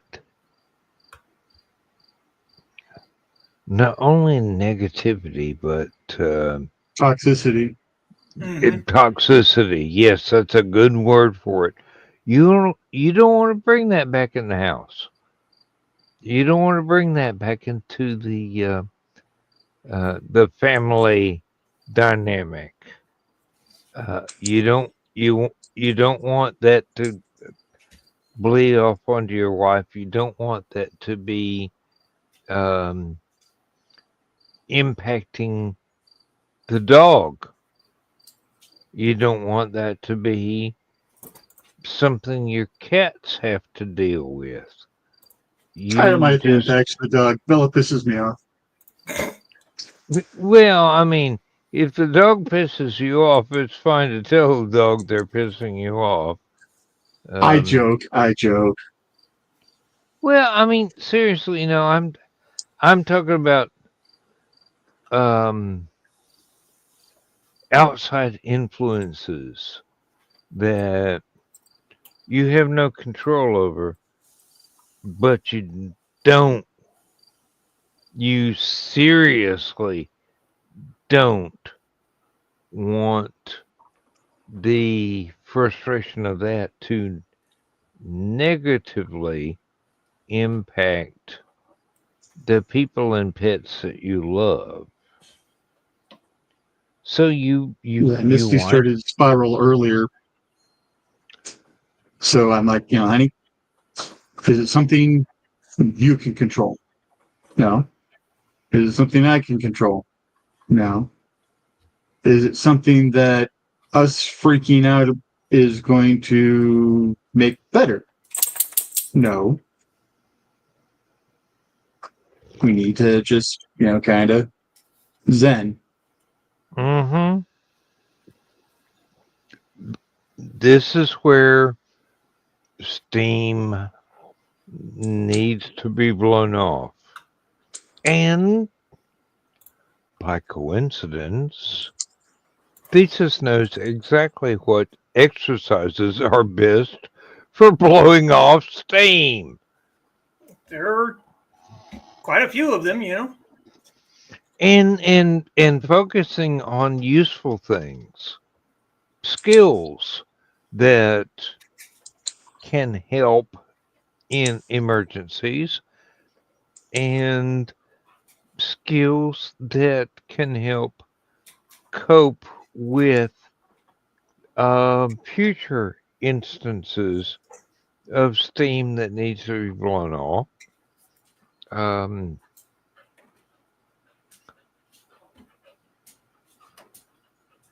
I'm old and everything hurts now, and I'm beginning to look at people doing taekwondo and knowing, yes, this is slow motion kung fu.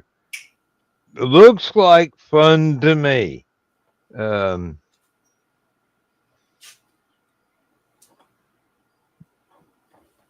Probably will never need to do that leg sweep, but the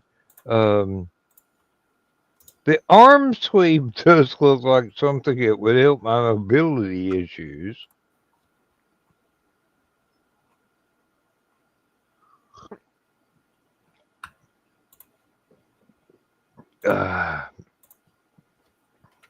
And believe me, if I have to do a leg sweep, I'm going to do it from on a motorcycle going, well, motherfucker, here's the brake. Whoop! Always be aware that there is a deadlier weapon. And if you have that weapon, try and use it in the least destructive way possible. And that way, you don't get arrested. Attacking somebody with a motorcycle is not really a good way to stop from being arrested, but compared to some of the alternatives, yeah. Well, I mean, it depends. Are you playing Excite Bike on the NES? Hmm?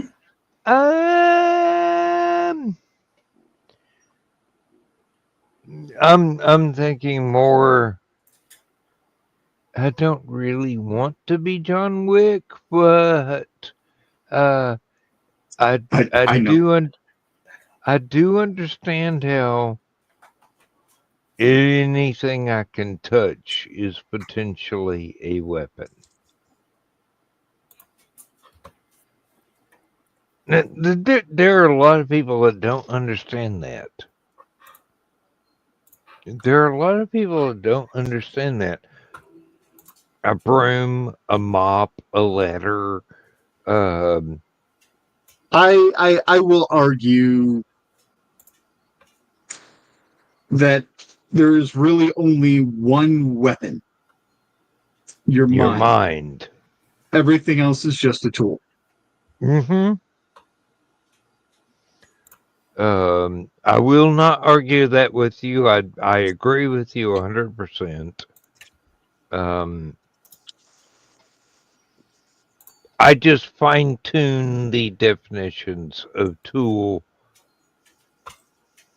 to include things other people would consider weapons, or too stupid to consider weapons.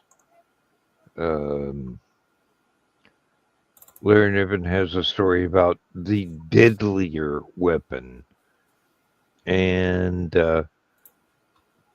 there's a guy that picks up a hitchhiker who really wants to rob the driver of the car. But the driver of the car knows you may have a gun, but I have the deadlier weapon. I'm driving the car. There are a lot of things you can do without even having to total the car to disable an idiot inside the vehicle. And then there are a few other things you can do to just drive your point home, like when cars used to have cigarette lighters. You punch it in, you let it heat up, then you stick it against your attacker's skin.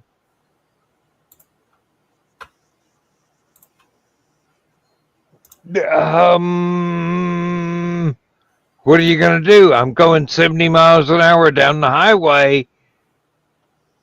You defend yourself. We're all going to die. Take it or leave it. You're the one wanted to attack me. I'm just defending myself with everything in my environment. Humans are these amazing creatures. We can use everything from a broom handle to a fantastically complicated armored device as a weapon. Anything we touch, anything we can pick up, anything we can hold in one hand is automatically a weapon. But you have to know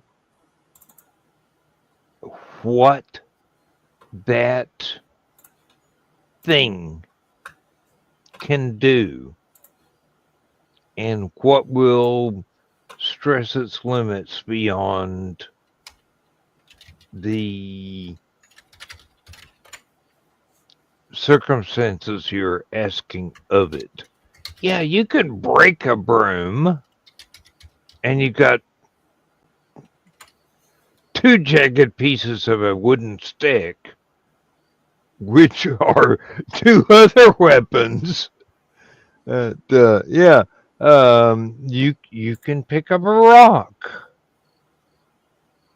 and you can use a rock, and not a rock lobster. Thank you, Fred. Fred Snyder, B-52's hometown band.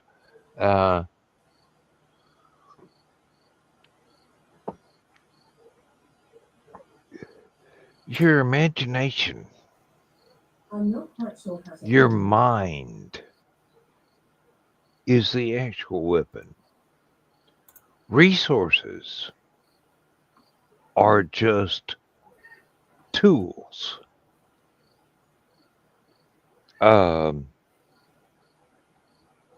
Even against most highly trained martial artists, someone who realizes that the map is not the territory and can take advantage of natural resources can defend themselves against a highly trained martial artist. Jackie Chan with a ladder.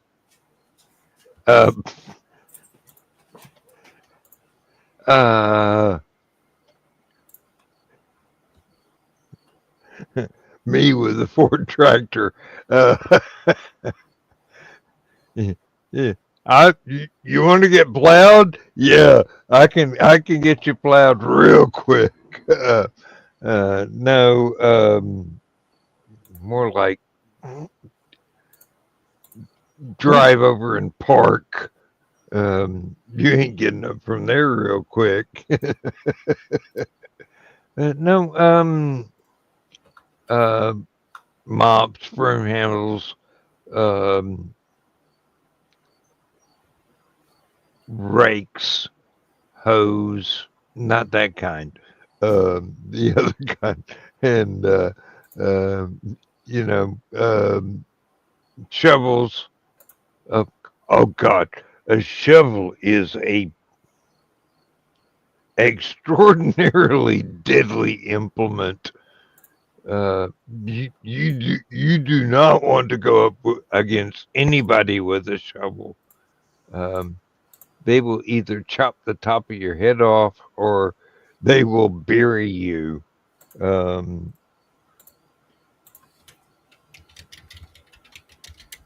Just depending on their mood.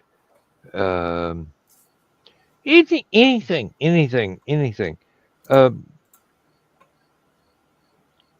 a length of string and a piece of fruit can become,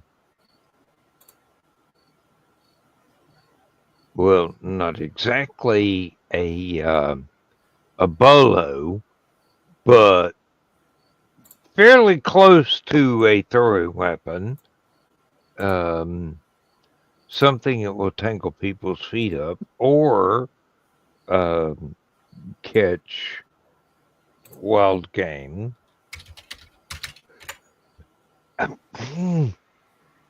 Your imagination is the only limit.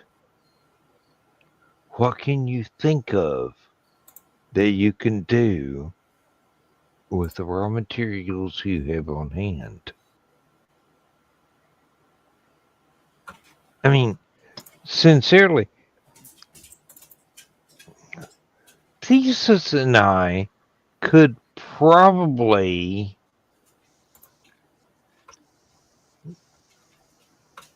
take a few meters of paracord and tie junk,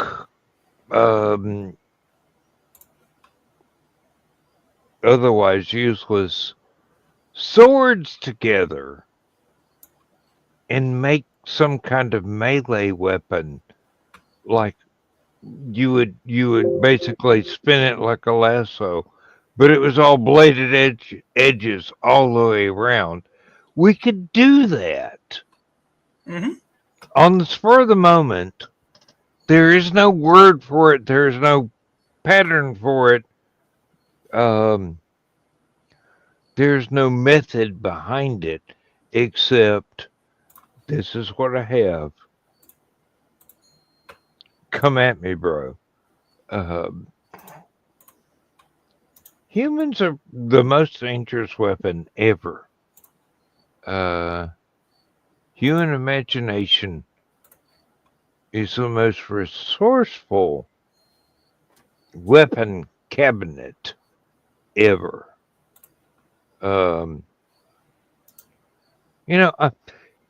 it comes to swordplay, I would not be able to match Thesis for his training with the Chinese swords that he prefers.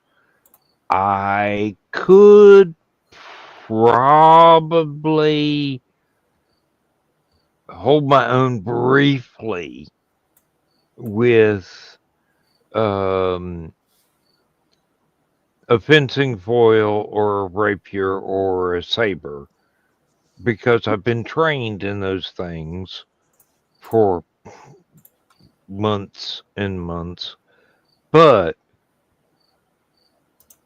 there would come a time when my training would be entirely inadequate and my endurance would run out.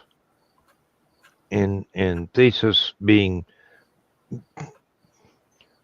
the young powerhouse of a man that he is, would easily overcome my resistance. But for a brief time, I could probably give him a pretty good showing, but wouldn't be long. It wouldn't be long at all. I doubt if it would be.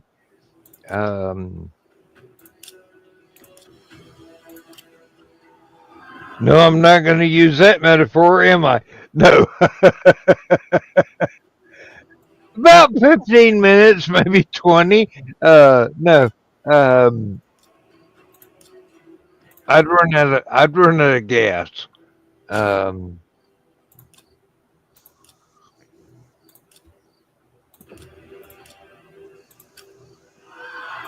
Unless I came up with more ingenuity, which is not unfathomable. No. I mean, seriously, they're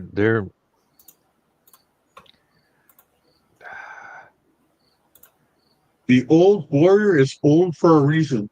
Mm-hmm. Yes. I may be old and tired, but if I can take you out before I get tired, you're gone, motherfucker. You're gone.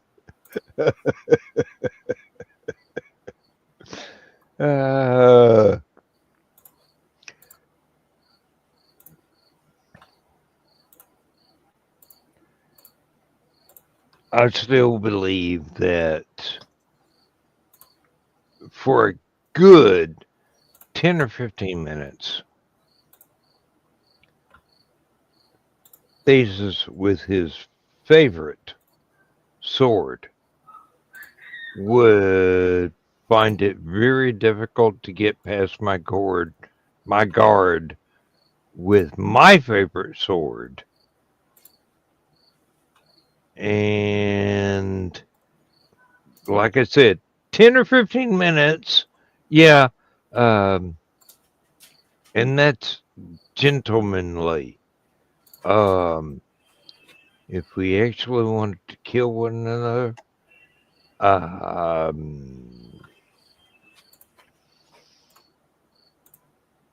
I'm sorry, dude. I'm ruthless. Mm.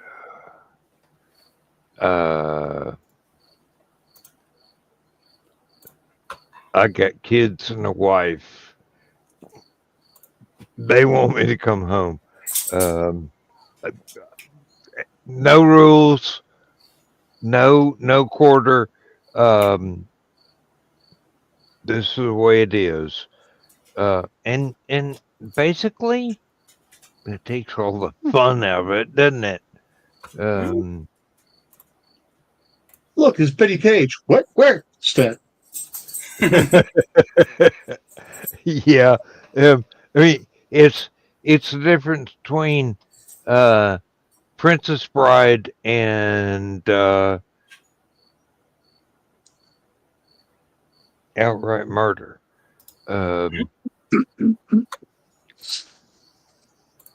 Princess Bride is, hey, you're good. Let's see how long we can go. For Carla B, look at the Munsey on her. What?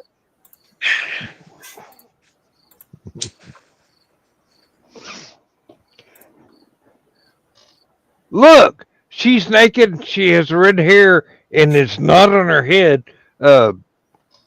Carl's dead, man.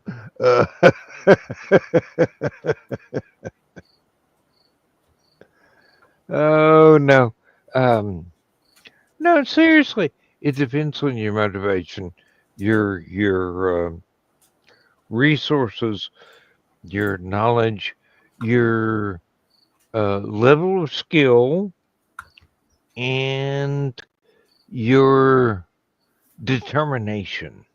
Mm-hmm. And all of those things have to be in balance. There's a zen balance in there. I'm probably not expressing myself well. Oh no, I completely understand. But if you are protecting Foxy from an attacker, you would be terribly fierce. And you would not show any mercy or quarter given or Nope. asked.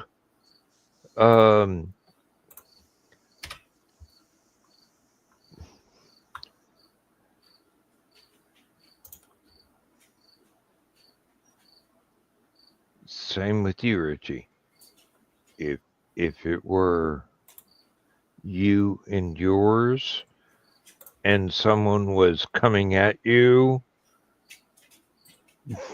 you'd be picking them up and ripping them in half and throwing pieces across your shoulders. No matter how much it hurt. Hurt my tribe, I'll break your legs. Hurt my wife or kids, they'll never find your body.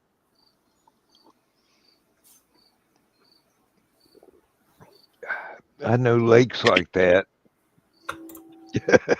Just let me know.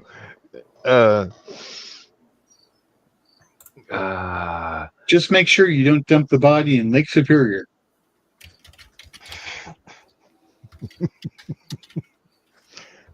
Superior always gives up her dead. Although actually, technically, Lake Superior would be a good place to do it because the body would never decompose to come to the top.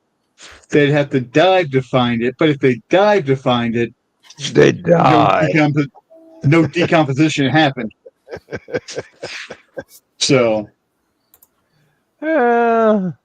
just drive down to Georgia. I've got 14,000 feet deep trenches in lakes. Don't ask me how I know. But chicken wire is your friend. Oh Lord.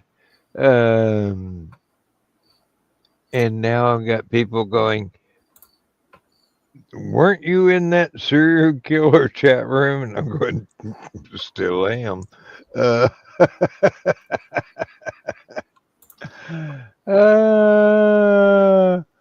Jack the Ripper has come in so handy over the years. And so is the investigation procedure, which taught you how to avoid investigation procedures. Oh, I need to refill some oil lamps. That one up there is exceedingly dry. And I didn't even use that during the last power outage. Okay, I'll have to get on that. I got a tin of oil lamp fuel under the sink. I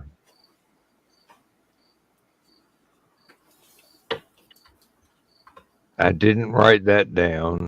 I will forget it later, I'm sure. I should have written it down. I didn't.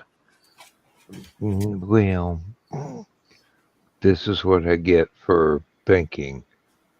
Right? Oh my God, we've gone for 2.5 hours. Mm-hmm.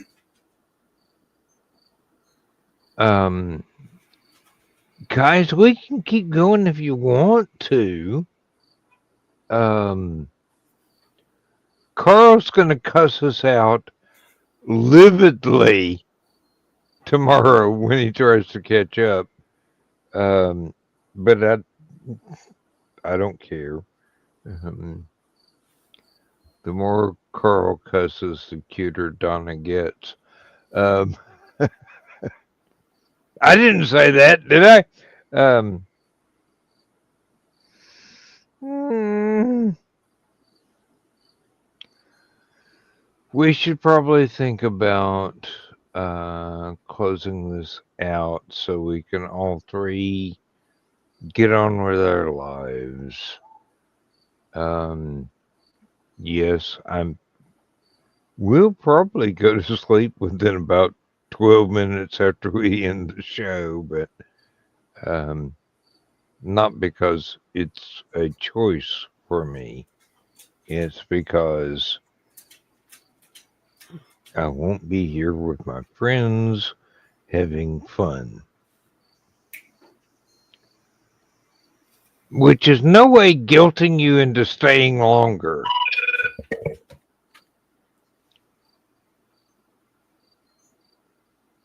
That's doing okay.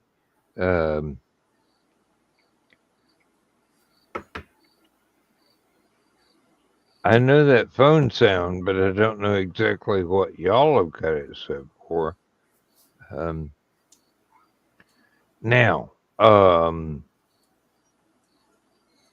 Saturday night, we've already been in the green room.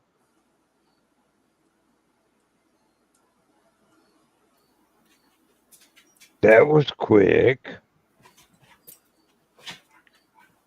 Green room was over a whole lot quicker than I thought it would be, but I did need to sleep. So, and not on camera the way I usually do.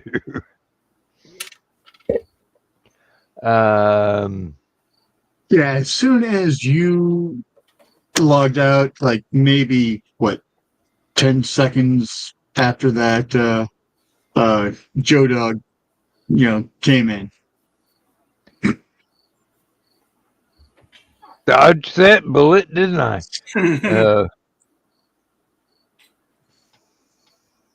Well, I will say that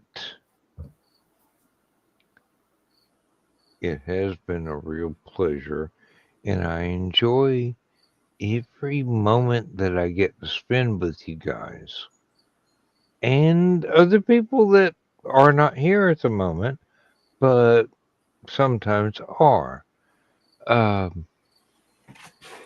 My life is enriched by having you among the people that I can easily converse with and relax among.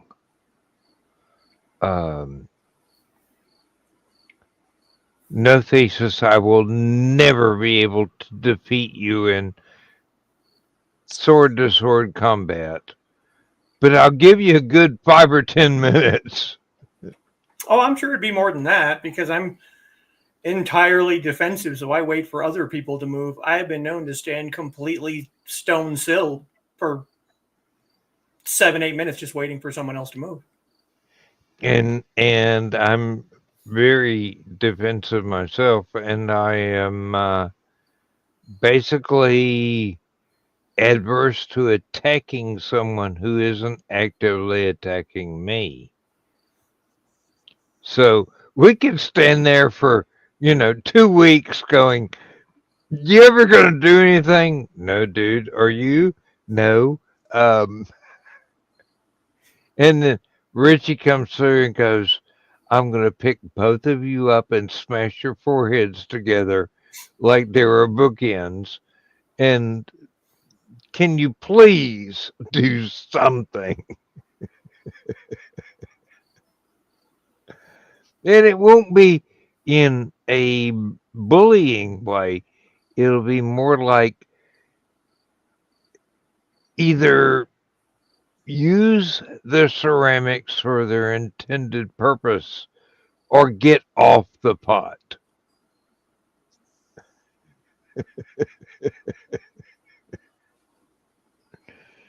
And I'm sure both of you get that reference, but I do have to gear it down a little bit for public consumption.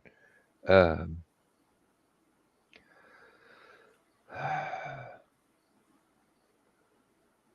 right, you're both my brothers, and I love you dearly, and I will miss you at every minute of the time we are not jabbering at each other.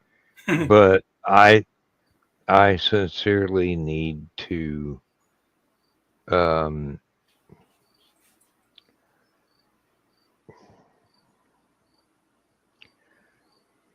my wife needs me to go to bed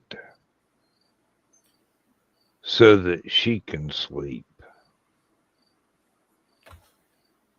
And I'm sitting here going,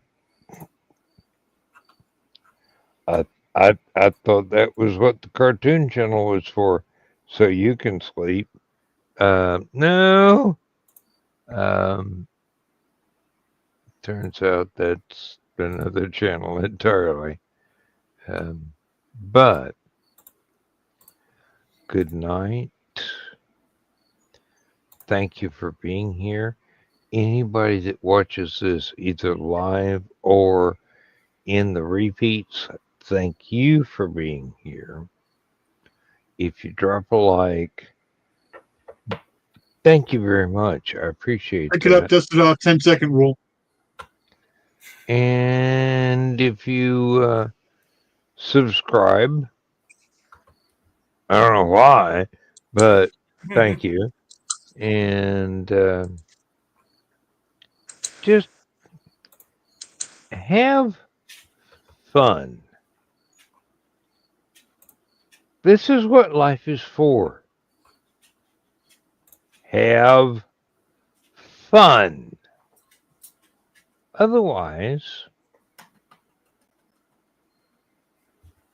we're all just kind of standing around going, do you want to go to Walmart? No. It's everybody's idea of fun is different. And different is how we find not only the commonalities that we share, the differences that we can also share and learn from each other. We are, each and every one of us, we are very vital individuals. And we all have different drives and processes and obsessions and loves and so many other things that the complexity of us being these enormously creative beings, albeit human, are really without any limits whatsoever. Because any limits that are set on us, we will find a way to exceed and make those limits obsolete. We will rise above. We will carry on. We will do whatever is necessary to not only communicate with one another, to make peace, to make friends amongst one another, but to join against some imaginary common enemy who probably would shit their pants if they saw us coming for them. I mean, this ain't the Avengers, dude. This is the people.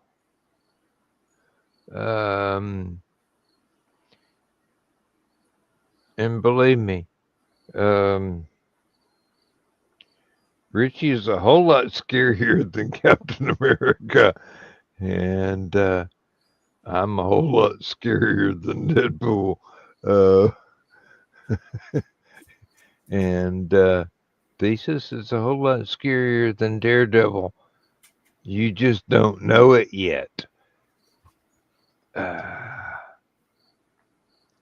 We'll see ya. And if you don't see us, don't worry. We're still on your side. Oh, usually. Yeah, unless you're an asshole. In which case, Unless you're not our kind of asshole. We may still be on your side, but we're going to hold you accountable for assholery.